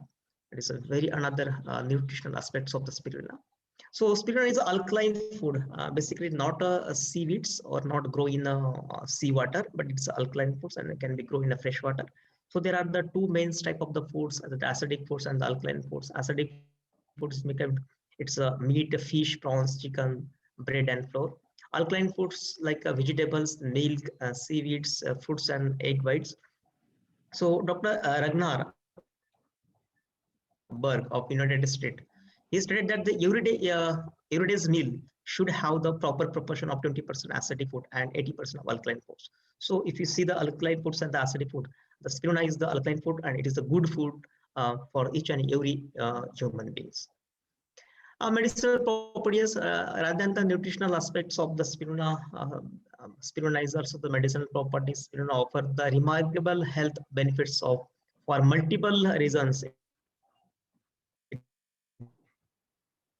is rich in irons and proteins and also cause diseases. The beta vitamin complex makes a major nutritional improvements. It is an excellent source for essential fatty acids, gamma-aminoic acids, except for mother's milk that helps to regulate the entire hormone system. It also increase the breast milk by stimulating the also the antioxidant properties. It is expressionally rich in the antioxidant that neutralize the free radicals. Spirulina can scavenge the very dangerous hydroxy radicals and inhibit the oxidations of the lipids in the liver and kidneys. A study demonstrated that 71% antioxidant capacity for the group taking the spirulina extract and 54% for the group that did not indicate a strong antioxidant protections, according to Miranda in 1998, that was published in the Journals of Brazilian Journal of Medical and Biological Research. Then spirulina prevent the cancer is some of the scientists have also observed the anti-cancer properties of the spirulina. Spirulina is found useful in the cancer prevention. The anti-mutagenic effect of the spirulina is beneficial in the cancer protections and treatment. Experimental studies have demonstrated its profound effect on oral cancer. Spirulina was found to reverse oral leukoplakia in tobacco chewers in Kerala. Complete regression was observed in 45% of the treated people with a dose of 1 gram per day for 12 months. Calcium spirulum, isolate from the spirulina plantasis, reduce the lungs metastasis of B16BL6 melanoma cells by inhibiting the tumor invasions of basement membrane, according to Mashima et al. 1998. And it also helped to prevent the heart damage caused by the chemotherapy using dexorubicins without interfering to its anti-tumor activity. So this is the some evidences about the anti-cancer properties of the spirulina. Spirulina is a cardioproductivity. Spirulina is cholesterol-free, reduce the level of serum LDL. It is bad cholesterol and rise HDL. Spirulina causes a significant changes in the vascular tone by increasing the synthesis and release and nitric oxide, and by decreasing the synthesis and release of the vasoconstricting substance from the endothelial cells. Then I request organizer to stop this particular streamings. Then spirulina was found to lower cholesterol. Clinical studies having shows that 30 healthy men with the high cholesterol, mild hypertension and hyperlipidemia after eating spirulina for 8 weeks were found to have a lower cholesterol, triglycerides and low density lipoproteins, that is LDL.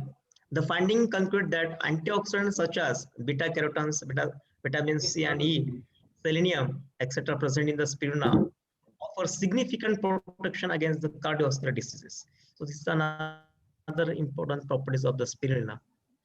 Then it is the dietetic therapy with the spirulina for the hyperlipemia.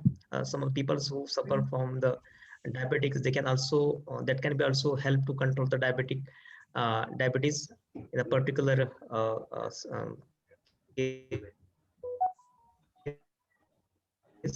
so dietetic therapy, that is increasing their intake of the dietary fibers. So what is in the dietetic therapy? The basic treatment for the liver disease consists of the rest treatments and nutritional treatment to protect and repair the liver. Diet high in proteins and vitamins is generally indicated in these patient in order to improve the liver function. So spirulina, which is abundant in the vitamins and mineral, is one of the optimum nutritional supplements to improve liver function and protect the liver also. So that is another one benefits of the health benefits of the spirulina. Then the diabetic mellitus patients, in these cases, the metabolic disease in which carbohydrate utilization is reduced and blood sugar levels is extremely high. So the untreated diabetes mellitus show the various symptoms complicated with diabetic nephropathy and diabetic retinopathy. So basic treatments consist of the daily control of the food glucose levels and calorie control by the dietetic therapy. These patients are required to reduce their food intake and to supplement the balanced amount of necessary nutrients and dietary fibers. These conflicting demands are fulfilled by the spirulina, which contains the proteins and trace elements abundantly. That was a research is published in the Shiba Hygienic College in the 1991. Then the aqueous extract of the spirulina is also the antiviral properties. That is also proved by some research evidences. The aqueous extract of spirulina inhibit the replication of the HIV-1 virus in the human T cells of the immune system. Monocular blood cells and the long-ram cells of the pancreas. Then Japanese scientists discovered an antiviral compound in spirulina called as the calcium spirulin. Calcium spirulin was found in active against the numerous viruses, including the influenza, herpes, and HIV. So this is the one antiviral properties of the spirulina. Spirulina is good in anemia also. 1 tablespoon of spirulina a day can eliminate the iron deficiency, the most common reasons for anemia. Yes, spirulina is the most digestible proteins food, especially of significant importance to the malnourished people. the health benefits of spirulina have made it an excellent food for rapid recovery of children from malnutrition related diseases. Then yes, we can where the malnutrition issues is there in that regions, the spirulina is the good medicine or dietary supplement we can suggest. Basically, this cases observed in West Africa, and many more peoples and WHO also supporting this food to overcome the malnutrition like problems or issues in the particular region. Then it is the very good dietary supplement for the athletes and athletes. So spirulina contains a GLA, which is known to stimulate the prostaglandins, the master hormones, which regulate the every cell of the body, include the heart, skin, circulation, and muscular. So correct prostaglandins levels are necessary for the good health and performance. So the world-class and Olympic athletes in China and Cuba use spirulina to improve their performance. Thereafter, yes, it is a very good medicine in reducing the premenstrual symptoms. And many clinic recommend foods or it's a dietary supplement rich in beta complex, magnesium, zinc, beta carotenes, so that all the ingredients are best for the PMS in the woman. Then spirulina is used as a sliming agent in USA. That is the most important use of the spirulina in the United States of America. The phenylalanine present in the spirulina is said to signal the brain to stop the hunger pangs, leading to reduction in the food uptake. Spirulina is used in the balms and anti-wrinkles creams. Its help in skin metabolism, cell regeneration, and skin secretion. Spirulina is used in Japan as a safe biolipstick and eyeliner also. So these are various applications of the spirulina. Then take a home massage. What massage we have to take at home about the spirulina is definitely, according to the WHO, World Health Organization 1992, declare that the spirulina is the high quality food products rich in iron and protein, safe to consume, and excellent nutrient supplement for the children. In over 2000 scientific study how demonstrate the potential health benefits of the spirulina. To maintain your good health and longevity, use the spirulina, nature's gift of the superfood to mankind.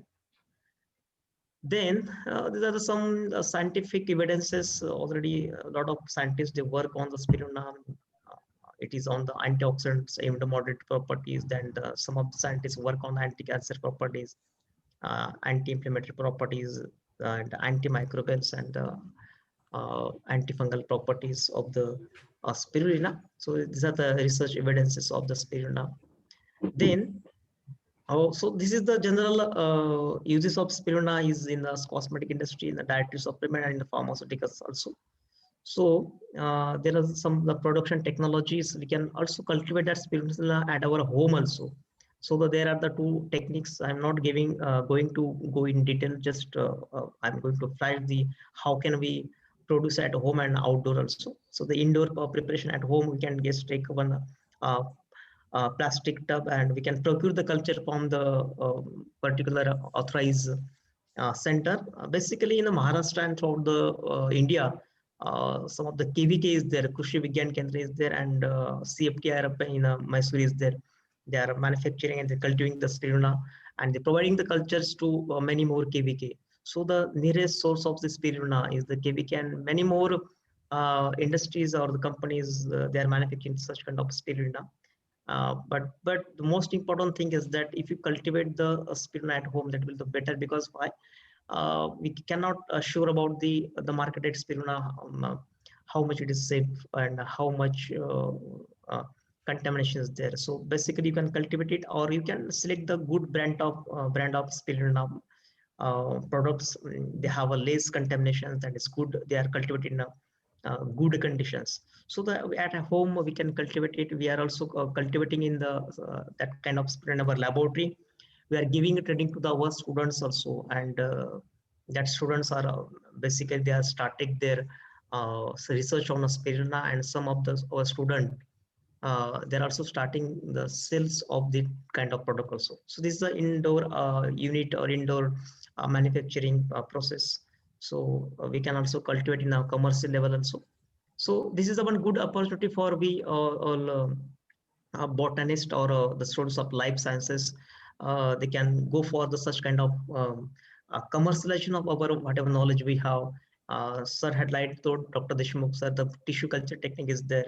So this is the one another techniques for the students of life science. They can cultivate, they can process that kind of spirulina, and they can also go for the commercializations. That is good for our economy. They can, then, so this is the how can we harvest it and how can we cultivate it and how to take it. The daily dose of the spirulina is 1 to 3 grams per day of the spirulina. Add a spirulina to your lunch. You can make a chapatis of spirulina, or in a dinner on curds or salad, whatever you feel like. And avoid the cooking it because spirulina is proteins. If you give the temperatures and some heat condition, the vitamins and vitamins and proteins will be get denatured. So avoid the cooking of spirulina. Better way, you have to take a natural spirulina and mix in some lunch, or you can directly take a tablets or directly powder. So that will be good for your health. Then why should one take the spirulina? That is important factors. So as you know, that is a health concern. So we cannot sure the which kind of food is more healthier, more healthy for us, and how much contamination is there, and what kind of the impurities is there. So definitely there is a lot of questions in our mind. So this is the best option in front of us to select the good protein-rich food, that is the spirulina. Then another, yes, there are many more research on the spirulina, and it is considered the good food for each and everyone, and it's rich in proteins, vitamins, and minerals, and many more. So this is our student to whom we give a training in our college level, and he has started his one small startup. As you know, the government of India is also forcing on a startup that is under the Atmanirbhar Bharat. So that is a good opportunities or new trends for the life science students. So this will be the help for the budding botanist and the biology student. Then this is all about my sessions about the spirulina. If you have any queries, questions, you can please ask me. I'm very thankful to Kashi sir for giving me opportunity to present my talk and my knowledge to share my views to the budding biologist. I'm very thankful, sir.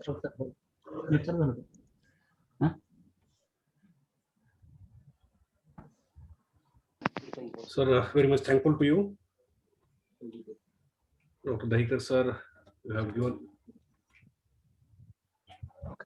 very insightful lecture on spirulina and its uses, and it can be used as a supplementary food to fulfill the growing population of India. We have just like algae and blue green algae that is also used as a supplementary food or the main food also. So you have made the combination of Ayurvedic medicine, because if we take food as a medicine, yes, and many times in ancient rishis and the seers, Ayurveda, it means that how to consume the food as a medicine, then how we can definitely stay away from the fatal diseases like diabetes and hypertension also. So whatever you spoke about spirulina and its uses, particularly to cure diabetes and hypertension, these are the two pillars in the country like India. Causes more death than coronavirus and so others also, because sedative lifestyle and the faulty intake pattern that has caused much damage to the Indian population. And all of the citizens, they should be made aware of all these kinds of the faulty intake. Your research and whatever you have delivered here is really useful for all. I would like to request Dr. Gaikwad sir, Nikhil Gaikwad sir, to his eminent professor in Shivaji University, to conclude your speech. Dr. Gaikwad sir. Yeah, thank you, sir. So Dr. Dahikar sir has nicely explained the history of spirulina, how that particular spirulina is observed in the particular nature, then what are the particular details structure of that particular spirulina. Later he has explained about the spirulina, how it is used as a food, and what are the different components of spirulina, how that particular spirulina is providing your protein content, so which is ranging from 67 to 71%. Then again he has explained the importance of spirulina compared with the vegetable. So 1 kg of spirulina is equivalent to 1000 kg of vegetable, and so on. Later he has explained the different active ingredients of spirulina which are helpful in maintenance of health and different disorders. Later he has explained how spirulina is superior over vegetarian food, non-vegetarian food, vegetable foods, milk, and so on. So one can take that particular message that if you are taking 1 or 2 tablets of spirulina daily, then we can keep our health very good. Again, he has explained how spirulina is providing a beta carotene source. So if you compare that particular rest of the vegetables, fruits, and so on, so in that take, if 1 or 2 tablets of spirulina, means 12 mg of that particular spirulina beta carotene is sufficient over that particular vegetables and foods that we are daily consuming in our day-to-day diet. Again, he has explained the medicinal importance of spirulina in the form of antioxidant property. It is having 71% antioxidant property, as well as 1 gram of your spirulina tablet for a continuous about 12 months can cure that particular patient, that is it is having anti-cancer property. Again, it is protecting your cardiovascular disorders, as well as it is again helpful in anti-diabetic. Then during that particular anti-diabetic patient treatments, how consumption of spirulina is improving the liver functioning also, he has explained very nicely. With that, how spirulina can be used for treatment of viral diseases. In that case, he has explained how the role of spirulina in HIV treatment of patients is there. Then as spirulina is having highest amount of iron content, so that can be used in your anemic patient. And lastly, he has explained the role of spirulina in cosmetic industry. So very nicely he has explained the role of spirulina in health benefits and so on. So I have some questions, sir. So in that case, if one has to start that particular startup, so what kind of precaution he or she has to take regarding that startup? That, as you have mentioned, that your unit is already started that particular startup program. Yes. So what kind of precaution he or she has to take? Yes, very good question, sir. You ask me, because my intention is of this lecture is to just aware the knowledge of spirulina, and that is the create the interest among the students of budding biologist. Yes. So what is spirulina and how can we cultivate it? Yes, So very few or what we can say minor side effect of the spirulina, and it is the only because of the contamination in the water. So because it is a fresh water algae, so we have to cultivate in a very good water. That means the not a contamination of the heavy metals. So if because heavy metal, it is the spirulina is a heavy metal absorbance, so it absorbs the heavy metal easily. And if you consume that kind of contaminated spirulina, so that can be also the minor side effect in the human being. So that is the most important thing, sir. So this is the basically our this is the product of our college. Spirutech. These are student products. They take a training in our campus and they cultivate the spirulina, and they started their own startup nearby Kopargaon region. So this is a good opportunity for you people also, or the students of botanists also. So they can cultivate at home. They can cultivate in a outdoor capacity, and then can make it commercialized. So this is a what precaution we have to take. Definitely, I suggest you you have to take us. Spirulina starter culture from the nearest KVK center, because they are connected with the CFTR Mysore, and a very few government organizations are in India. They provide the pure culture of spirulina. So that is the authenticated culture should be there. Don't purchase to any other person, because the chances of contamination of the other algae may be there. So that is one advice to you. And then if you cultivate it, you have to take a training also. Some of the KVKs and some of the government agencies or government laboratories giving a training to the students also and teachers also. So you have to take a proper training and proper knowledge about the processing of the spirulina, then you can start at your college level or at a home level, and then you can go for the small startup. And many more subsidies from the government side is available. You have to search on the MSCB, you can search on DBT India. So that can be helpful for this to start the small startup at your end. Yeah. Thank you, sir. So one more question. So if someone has to start that particular startup, how much investment is required for that particular startup? So, sir, we basically, if you start at home, no investment is required, because the I will, if you have another time, then I can explain you how can we cultivate it. Very basic nutrition is required to cultivate the spirulina. You just take a 1 liter spirulina from KVK, and you have to bring the tubs and the other container at a home level only, having a 20 to 100 liters capacity of then the sulfur fertilizers and the magnesium sulfates and the urea, like such kind of compounds is easily available in at our home. Such kind of compounds you can add in one pharma and develop the media, nutritional media. Just you need to daily stirring to the that spirulina container, and after 20 days or 25 days you go for the harvesting. And so you can increase your capacity from 20 liters to the 50 liters, 100 liters, then 500 liters according to your need. So that is yeah, important, sir. Okay, thank you very much, sir. Thank you very much, sir, for explaining the questions. Now I request the participant, if you are having any question, please put your question in the chat box, or you can directly ask the question to the resource person. Yes, sir. Thank you. I am drafting my email ID also. If you have any questions, you can text me on mail.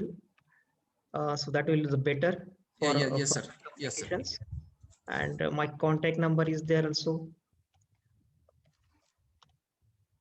So you can take my contact or email ID. So after sessions, you can call, you can contact me. So I can give a proper explanations or answer of your questions. Okay, thank you, sir. Now I will conclude the particular session. Now I'm very much thankful to the organizers, Principal Faude sir and Professor Kashid sir, for providing this particular opportunity to chair the particular session in this international conference. And I'm very much thankful to Dr. Samadhan Dahikar sir for sparing his valuable time, for sharing his expertise regarding spirulina culture and its importance in health and other aspects of human life. Thank you very much, sir. Thank you so much, sir. Thank you, sir. Thank you.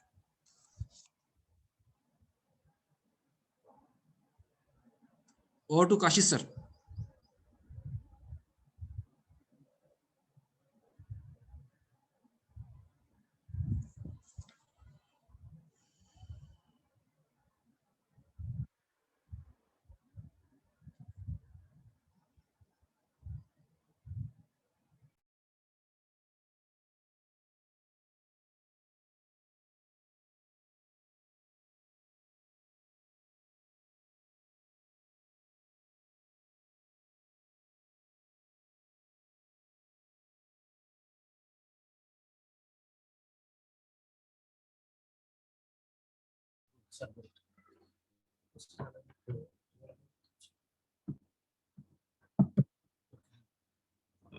Thank you very much, sir, Dr. Dahikar sir and Dr. Gaikwad sir, for giving your valuable time. And really, out of all the 4 sessions, all these sessions were very interesting, and the last one was, I would like to say that it was more important because it was directly related to our health and food. So I would like to tell Dr. Dahikar sir that India government has started one project that they were adding certain nutrients into the dust, into the tea dust. At that time, much criticism was raised at that time, but this kind of the spirulina powder, if it is so important at the time, we can use it as a good means to fight the rising problems like malnutrition in tribal area, and even those who don't have the awareness what kind of the food should be taken, it is also very useful for them also. If it is available in pills, additives, or in powder. I think other market products are also there. They are marketing simply in the name of the Ayurveda, but this kind of production mechanism and mechanism of spirulina is really useful for the, and it will emerge as a nutrient, or we can say protein, and we can say all the minerally enriched food in India. Thank you very much, sir. Dahikar sir, he's very cooperative because he has given our email, his email number, email ID and phone number also. And Dr. Gaikwad sir also, he has raised very curious questions to him. These were the representative questions. These questions are arises in the mind of each and every participant. Thank you, both of you. Now over to Dr. Kashif sir for valedictory function. Votes of thanks. It will be proposed by. Yeah. Yes.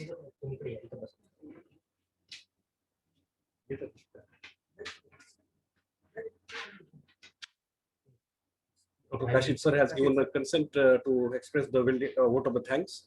So I would like to, on the behalf of my institution, Chhatrapati Shivaji Shikshan Samstha, and on the behalf of my college, Baburao Jadaskar Mahavidyalay, it is a coincidence our college is named after the eminent former MLA Baburao Jadaskar College, and it is affiliated to another eminent scholar, Dr. Babasaheb Ambedkar, and Baburao Jadaskar.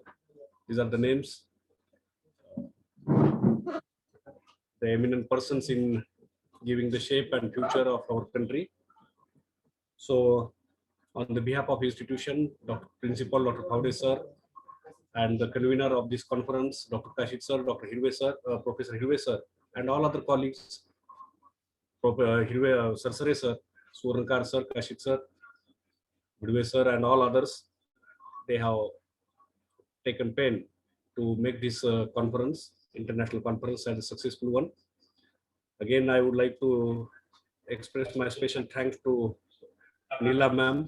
She has also shared her precious time with us. Then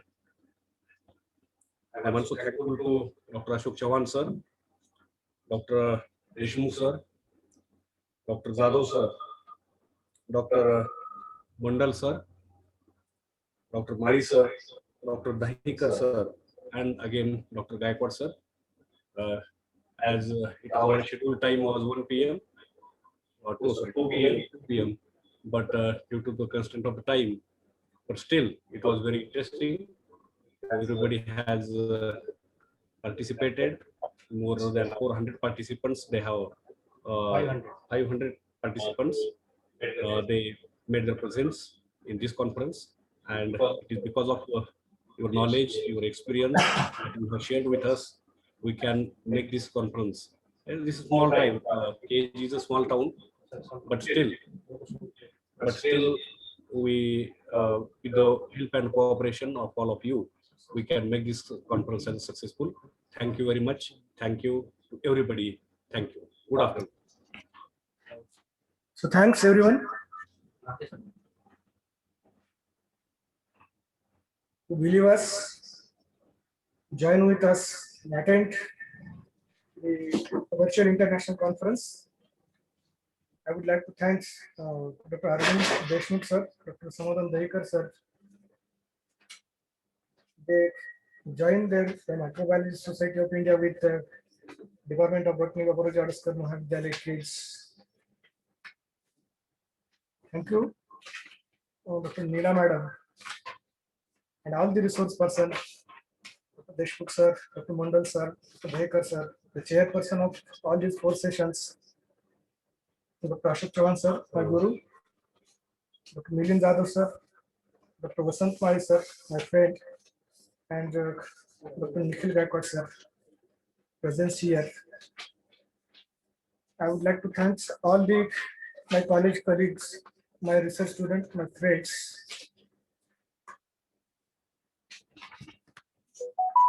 And through permission of the principal of our college and the president of Microbiology Society of India, Deshmukh sir, I will declare the virtual international conference will be ended here. Thank you once again.